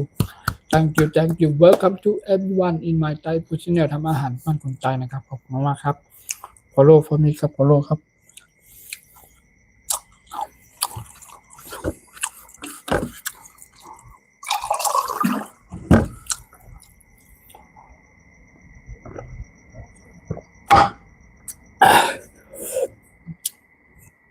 สุดยอดครับบะหมี่น้องข้าว2 จาน 2 ถ้วยแล้วสุดยอดครับส่วนผักอร่อยมากครับผมทำเสร็จเรียบร้อยนะครับผมพา FC ทุกท่านทุกคนได้มากินด้วยกันอีกนะครับพาทำพากินนะครับไลฟ์สดผ่านทางช่อง YouTube ของช่องใต้พุทธินาทำอาหารบ้านคนใต้ช่องนี้ทุกๆวันนะครับมีเป็นอาจจะมีเป็นบางวันนะครับถ้าผมไม่ได้มาไลฟ์สดนะครับหรือว่าผมไม่ได้มาอาจจะเป็นในยามช่วงเช้าหรือว่าช่วงบ่ายหรือว่าเมื่อค่ำเมื่อคืนนะครับก็ถ้าไม่ได้มาเลยนะครับคืออาจจะติดธุระไปนู่นไปนี่นะครับอาจจะมี FC หลายๆท่านเพื่อนก็คอยรับชมและติดตามเข้ามาเป็นกำลังใจให้ผมนะครับขอบคุณมากจากการกดไลค์กดแชร์กดติดตามเนี่ยfollow ปันนะครับในทุกๆครั้งนะครับในยามค่ำคืนหรือว่าในทุกๆครั้งที่ผมได้มาไลฟ์สดผ่านทางช่อง YouTube แบบนี้นะครับขอบคุณจาก FC พ่อแม่พี่น้องทุกภาคส่วนทุกท่านทุกคนที่เข้ามาคอยเข้ามาเป็นกำลังใจให้นะครับเป็นพลังบวกเป็นแรงบันดาลใจนะครับจากทุกท่านทุกคนแล้วก็ให้ผมมีแรงบันดาลใจนะครับมีแรงบันดาลใจมีพลังบวกในการทำคลิปหรือทำช่องทำวิดีโอนะครับค้นหากับข้าวเมนูหลากหลายรูปแบบในของพี่น้องชนชาติเผ่าพี่น้องคนไทยชาวไทยใหญ่ของเรานะครับผมจะได้มาแปลงกับข้าวพา FC ทุกท่านทุกคนพ่อแม่พี่น้องทุกภาคส่วนนะครับได้มาเห็นกับข้าวกับปลาเมนูชนชาติเผ่าพี่น้องคนไทยอีกเยอะแยะมากมายเลยนะครับขอบคุณมากๆครับขอบคุณจากการกดไลค์กดแชร์กดติดตามความมาเป็นกำลังใจให้กันเยอะๆนะครับขอบคุณมากๆนะครับขอบคุณมากๆนะครับโอเคตอนนี้ก็คือจะตี2แล้วนะครับจะตี2แล้วนะครับตอนนี้ก็ตอนนี้ก็ตี1:39นาทีนะครับโอเค it's now time 1 a.m. 1 a.m. 30 minutes นะครับ already แล้วนะครับโอเค after 2 a.m. นะครับ after 2 a.m. นะครับ2 a.m. only นะครับ2 a.m. only โอเคขอบคุณมากครับถึงตี2เท่านั้นนะครับโอเคขอบคุณมากๆครับจากพ่อแม่พี่น้อง FC ทุกภาคส่วนทุกท่านทุกคนนะครับขอบคุณมากๆครับที่เข้ามาเยี่ยมชมเป็นกำลังใจให้กัน thank you so much thank you so much thank you ขอบคุณมากๆครับขอบคุณครับวันนี้ก็คือเรียกว่าตำน้ำพริกปลาแห้งใส่ถั่วลิสงนั่นเองนะครับถั่วลิสงคั่วนะครับพริกจี่หอมแดงจี่นะครับแล้วก็ถั่วเน่าปลานะครับทุกอย่างจะต้องไปนำกลับไปย่างนะครับบนเตาหรือว่าบนตะข่ายนะครับย่างให้มันสุกนะมีกลิ่นหอมนะครับทุกอย่างหลังจากนั้นก็ค่อยนำกลับขึ้นมาตำใส่ในโคกนั่นเองนะครับโอเคแล้วก็ปรุงเครื่องปรุงรสต่างๆนะครับนั่นก็คือเรียกว่าเมนูพื้นบ้านคนใต้หรือว่าตำน้ำพริกพื้นบ้านคนใต้หรือตำน้ำพริกปลาแห้งใส่ถั่วลิสงคั่วนั่นเองนะครับขอบคุณมากๆครับขอบคุณครับวันนี้ก็เป็นเข้ามาในวันพฤหัสเนาะของพฤหัสวันที่25นะครับถ้าเป็นพี่น้อง FC ต่างประเทศก็เป็นคริสก็เป็นคริสต์มาสเนาะคริสต์มาสนะครับเมื่อวาน เพราะว่าเมอรี่คริสต์มาสก็มาวันที่25ก็เป็นคริสต์มาสใหญ่เนาะโอเคเป็นเขาห้องมาปีใหม่พี่น้องคนต่างคือต่างเมืองเป็นชาวฝรั่งนะครับเนาะที่นับถือศาสนาเป็นศาสนาคริสต์เปิ้นนะครับเนาะก็เป็นมีคนเยอะแยะนะครับมีคนเยอะแยะมากมายเลยนะครับวันนี้ก็เพิ่นจัดงานในหลายๆที่หลายๆจุดนะครับก็เป็นวันแห่งคริสต์มาสของปีใหม่พี่น้องชาวทั่วโลกเขานั่นเองนะครับขอบคุณมากๆนะครับที่มี FC หลายๆท่านนะครับบางท่านก็อาจจะไปในงานอาจจะไปไม่ว่างหรืออาจจะต้องไปเฉลิมฉลองไปนู่นไปนี่นะครับบางท่านเพิ่นก็มีเวลาเพิ่นก็เสียสละเวลาเข้ามาเยี่ยมชมเป็นกำลังใจให้ผมนะครับขอบคุณมากๆเนอะขอบคุณจาก FC พ่อพี่น้องทุกภาคส่วนนะครับแล้วก็อาจจะมี FC จากพ่อพี่น้องนะครับหลายๆประเทศหรือว่าหลายๆท่านนะครับที่ยังอยู่เป็นแรงอกแรงใจผมอยู่ตั้งแต่ผมเริ่มไลฟ์ตั้งแต่แรกจนถึงเดี๋ยวนี้ครับอาจจะมีหลายๆท่านยังอยู่เป็นเพื่อนเป็นกำลังใจให้กันอยู่นะครับขอบคุณมากๆเลยขอบคุณมากครับสำหรับในวันนี้นะครับ thank you very much thank you ขอบคุณมากๆครับคิดว่าพ่อพี่น้อง FC หลายๆท่านก็คงง่วงนอนกันมากแล้วหลับกันไม่หมดแล้วนะครับสำหรับบ้านเฮาก็เป็นเมื่อค่ำเมื่อคืนดึกแล้วเนาะตี 1ตี 2แล้วนะครับ บ้านพี่น้อง FC ต่างประเทศนะครับก็จะเป็น day time ของเพิ่นเนาะเป็นเวลากลางวันเพิ่นต้องทำงานนะครับเพิ่นเบรกเพิ่นกินข้าวเพิ่นก็มีเวลาเพิ่นก็ทักทายเข้ามาเยี่ยมชมเป็นกำลังใจให้ผมนะครับขอบคุณมากๆเด้อขอบคุณทุกภาคส่วนขอบคุณครับขอบคุณสวัสดีและยินดีต้อนรับทุกท่านทุกคนครับสำหรับพี่น้อง FC ชาวไทยเราทุกท่านทุกคนนะครับรวมถึงพี่น้องชนชาติเผ่าน้องคนไทยชาวไทยของเราด้วยนะครับขอบคุณมากๆนี้จงขอบใจอย่านำพากุโกดกาตอนดาวันน้อยข้าวก็ดีมาลาต่ออูโอกันพามาเฮ็ดข้าวให้ภาคแล้วมากินข้าวกับปลาเมนูห้องว่าตำน้ำพริกปลาแห้งนะครับน้ำพริกปลาแห้งใส่โถลี่ทรงหรือว่าใส่โถลินคูนะครับเนาะพอพี่น้องกูก็ก้นตาดูข้าวก็หมด2ถ้วย2จานเรียบร้อยนะครับโอเคข้าวเดี๋ยวมากินด้วยข้าวมุนห่อนิดหน่อยแล้วก็กินดั้งของหวานหรือว่าเอาเป็นห้องว่าของหวานพี่น้องคนใต้ห้องอพอโลตานะครับเนาะเดี๋ยวลองดูก่อนมันเป็นอย่างไรนะครับอันนี้ข้าวมุน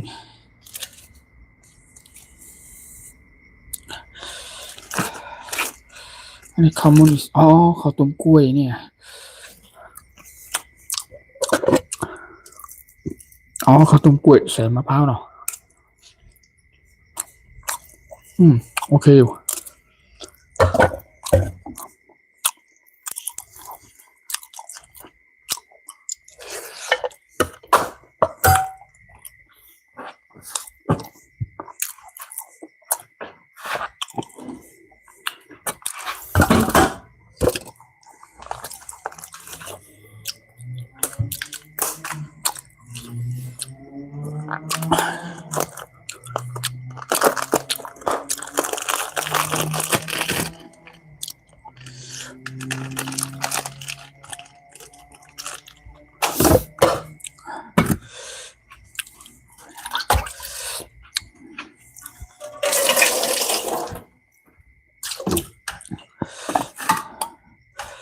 นี่ก็เป็นของหวานในพาโลตาของพี่น้องคนใต้เฮาเนาะ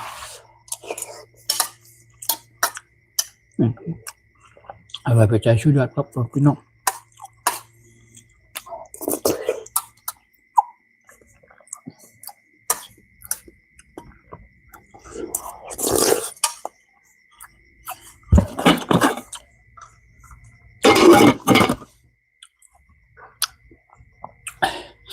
ขอบคุณมากๆครับขอบคุณครับ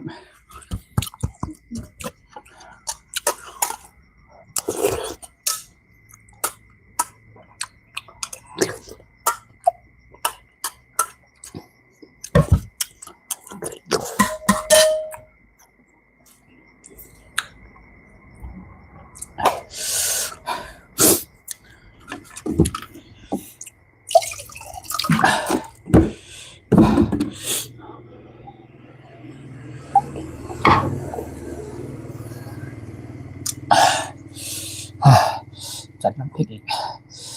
พี่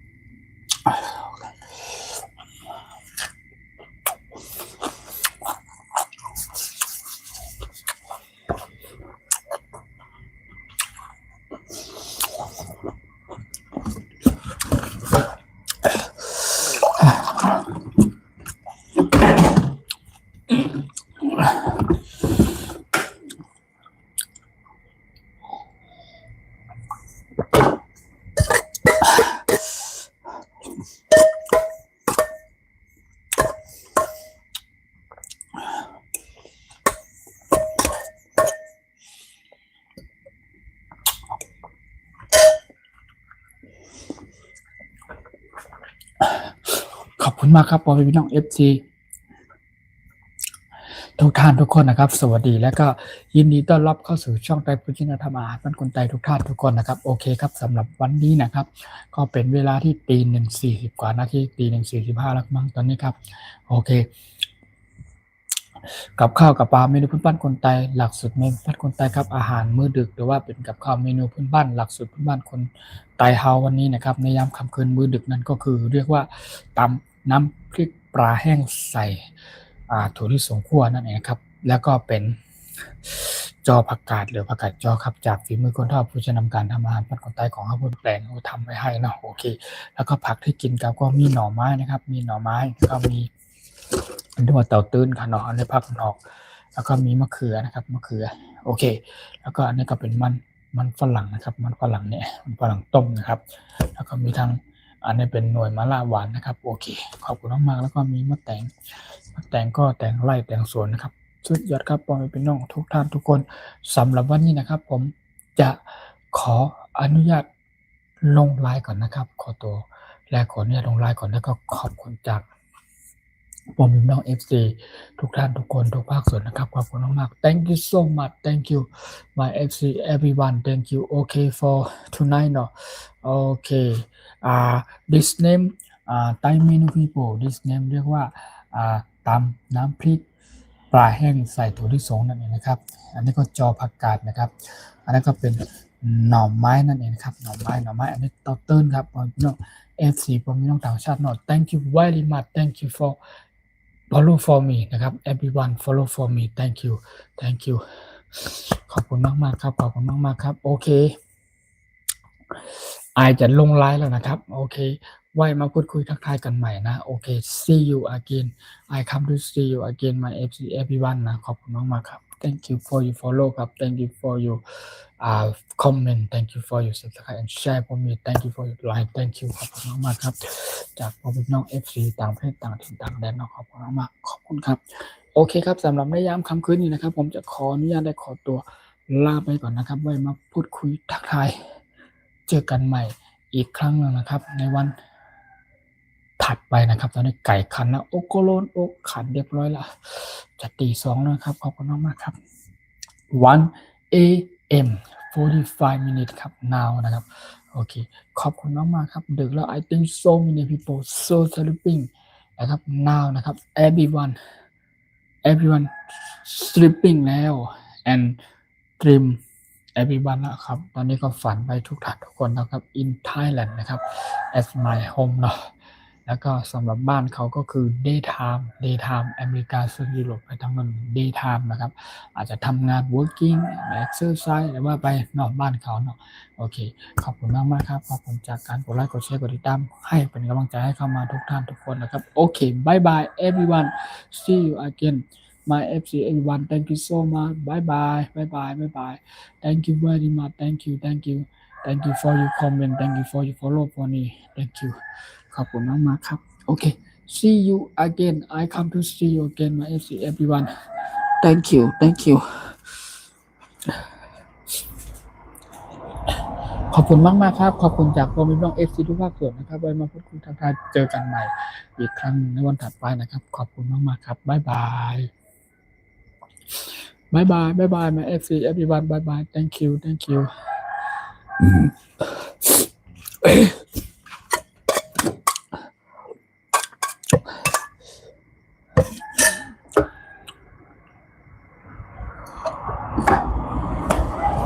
โอเค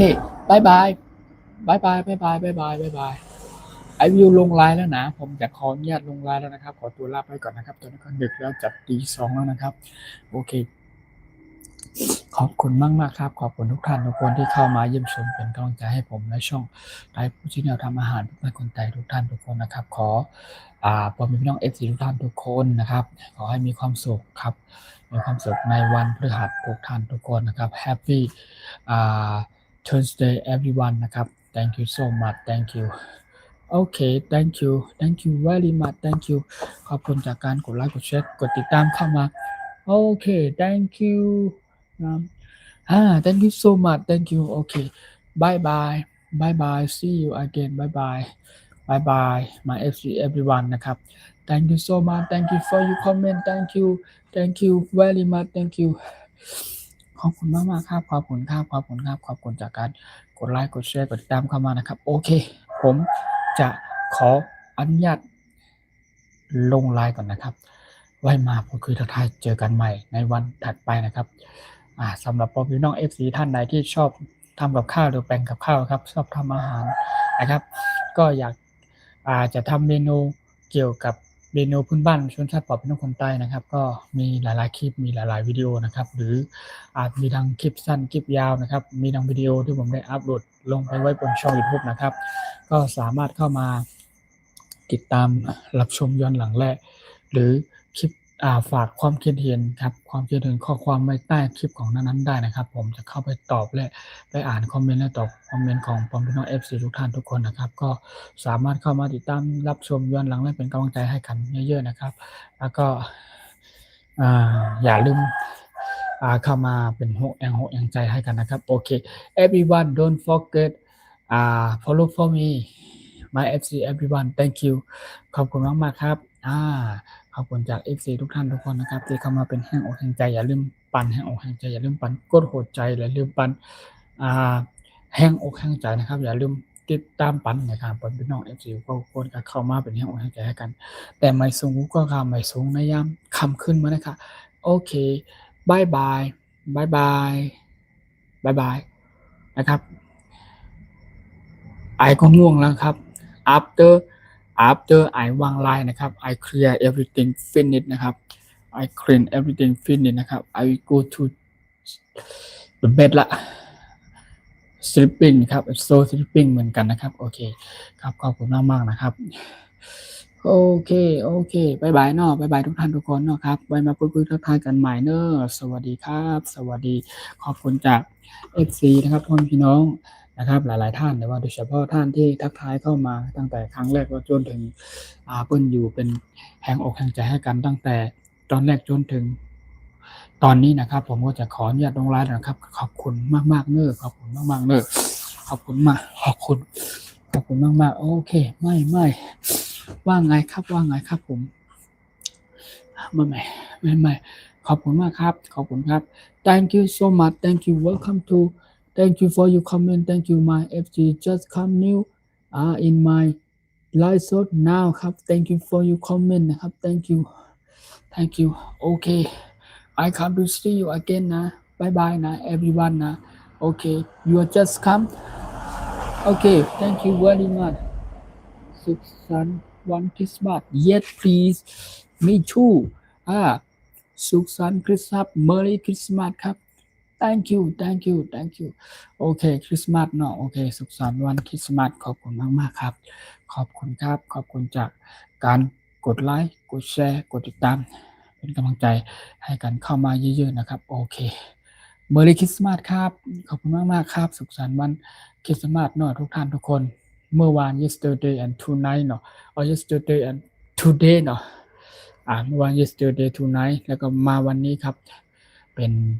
25แล้วก็2000เนาะ2025นะครับ December นั่นเองครับเดือนที่2นะครับ25นะครับ2025นั่นเองนะครับวันที่25นะครับวันที่25แล้วก็เดือนที่12 2025นะครับ December 2025นั่นเองนะครับโอเคขอบคุณมากๆครับ Merry Christmas everyone นะครับขอบคุณมากครับขอบคุณจากการกดไลค์กดแชร์กดติดตามเข้ามานะครับครับผมทักทาย Hello thank you very much thank you okay thank you for your comment thank you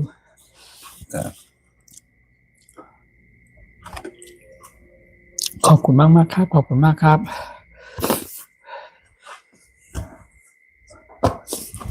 ขอบคุณจากการกดไลค์กดแชร์กดติดตามเข้ามาเป็นแรงใจให้กันเยอะๆนะครับนี่นะอย่าลืมเข้ามาเป็นแรงใจเป็นโทนเน่าครับโทนเน่าเป็นน้องคนใต้เฮาชาวไทยเหยื่อของเฮาอยู่ที่ไหนก็เป็นโทนเน่าใต้หอมอร่อยมากๆครับอันนี้ for this very delicious นะ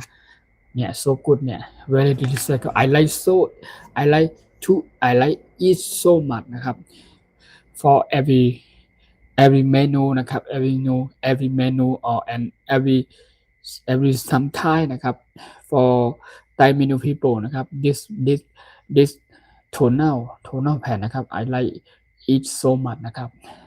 ขอบคุณมากๆครับขอบคุณมากๆครับอันนี้เป็น tonal pen นะครับ tonal pen แล้วก็มีทาง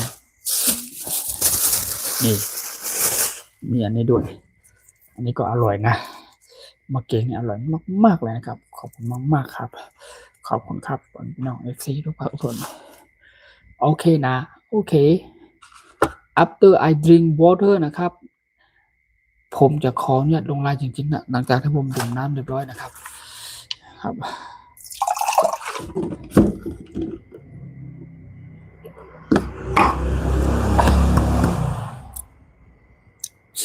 ขอบคุณมากๆครับขอบคุณครับสุขสันต์วันคริสต์มาสทุกท่านทุกคนนะครับขอบคุณมากแล้วก็ Happy Thursday everyone นะครับขอบคุณมากๆครับ Thank you for your follow นะครับ Thank you for your comment นะครับแล้วก็thank you so much for everyone นะครับ so many people coming follow for me นะขอบคุณมากๆนะ welcome to everyone and welcome to every time นะครับ every time every sometime นั่นเองนะครับยินดีต้อนรับทุกท่านทุกคนจากพ่อแม่พี่น้อง FC ต่างประเทศนะครับทุกครั้งที่ผมได้มาไลฟ์สดผ่านทางช่อง YouTube นะครับในช่วงเวลา 11:30 12นะครับเริ่มสตาร์ทเที่ยง 15อย่างนี้ครับก็ขอบคุณมากๆครับทุกภาคส่วนทุกท่านทุกคนขอบคุณมากครับโอเค bye bye I come to see you again my FC everyone thank you bye bye have good dream นะ have good dream สำหรับ FC บ้านเฮาเนาะในยามเมื่อค่ำเมื่อคืนก็อยู่ในช่วงเวลาจะตีสองนะครับโอเคขอให้ฝันดีทุกท่านทุกคนนะครับ Have a good dream นั่นเองนะครับสำหรับพี่น้อง FC ต่างประเทศต่างชาตินะครับก็จะอยู่ในเป็น daytime แล้วก็ Have a good day ของเปิ่นนะโอเค Merry Christmas ครับ everyone thank you so much bye bye thank you bye bye bye bye I come to see you again my FC everyone thank you very much thank you for your comment thank youโอเค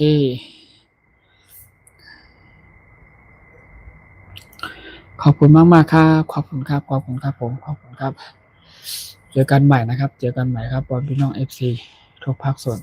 ทุกท่านทุกคนนะครับสวัสดีนะครับสวัสดีโอเคบายบายครับพี่น้องบายบายครับทุกท่านทุกคนนะครับสวัสดีครับผมจะขออนุญาตลงไลน์แล้วเนอะ FT ทุกท่านทุกคนนะไปมาพูดคุยทักทายกันใหม่นะไม่พบกันทางคำหนึ่งครับพี่น้องก็โอเคบายบาย thank you so much thank you บายบายโอเคบายบาย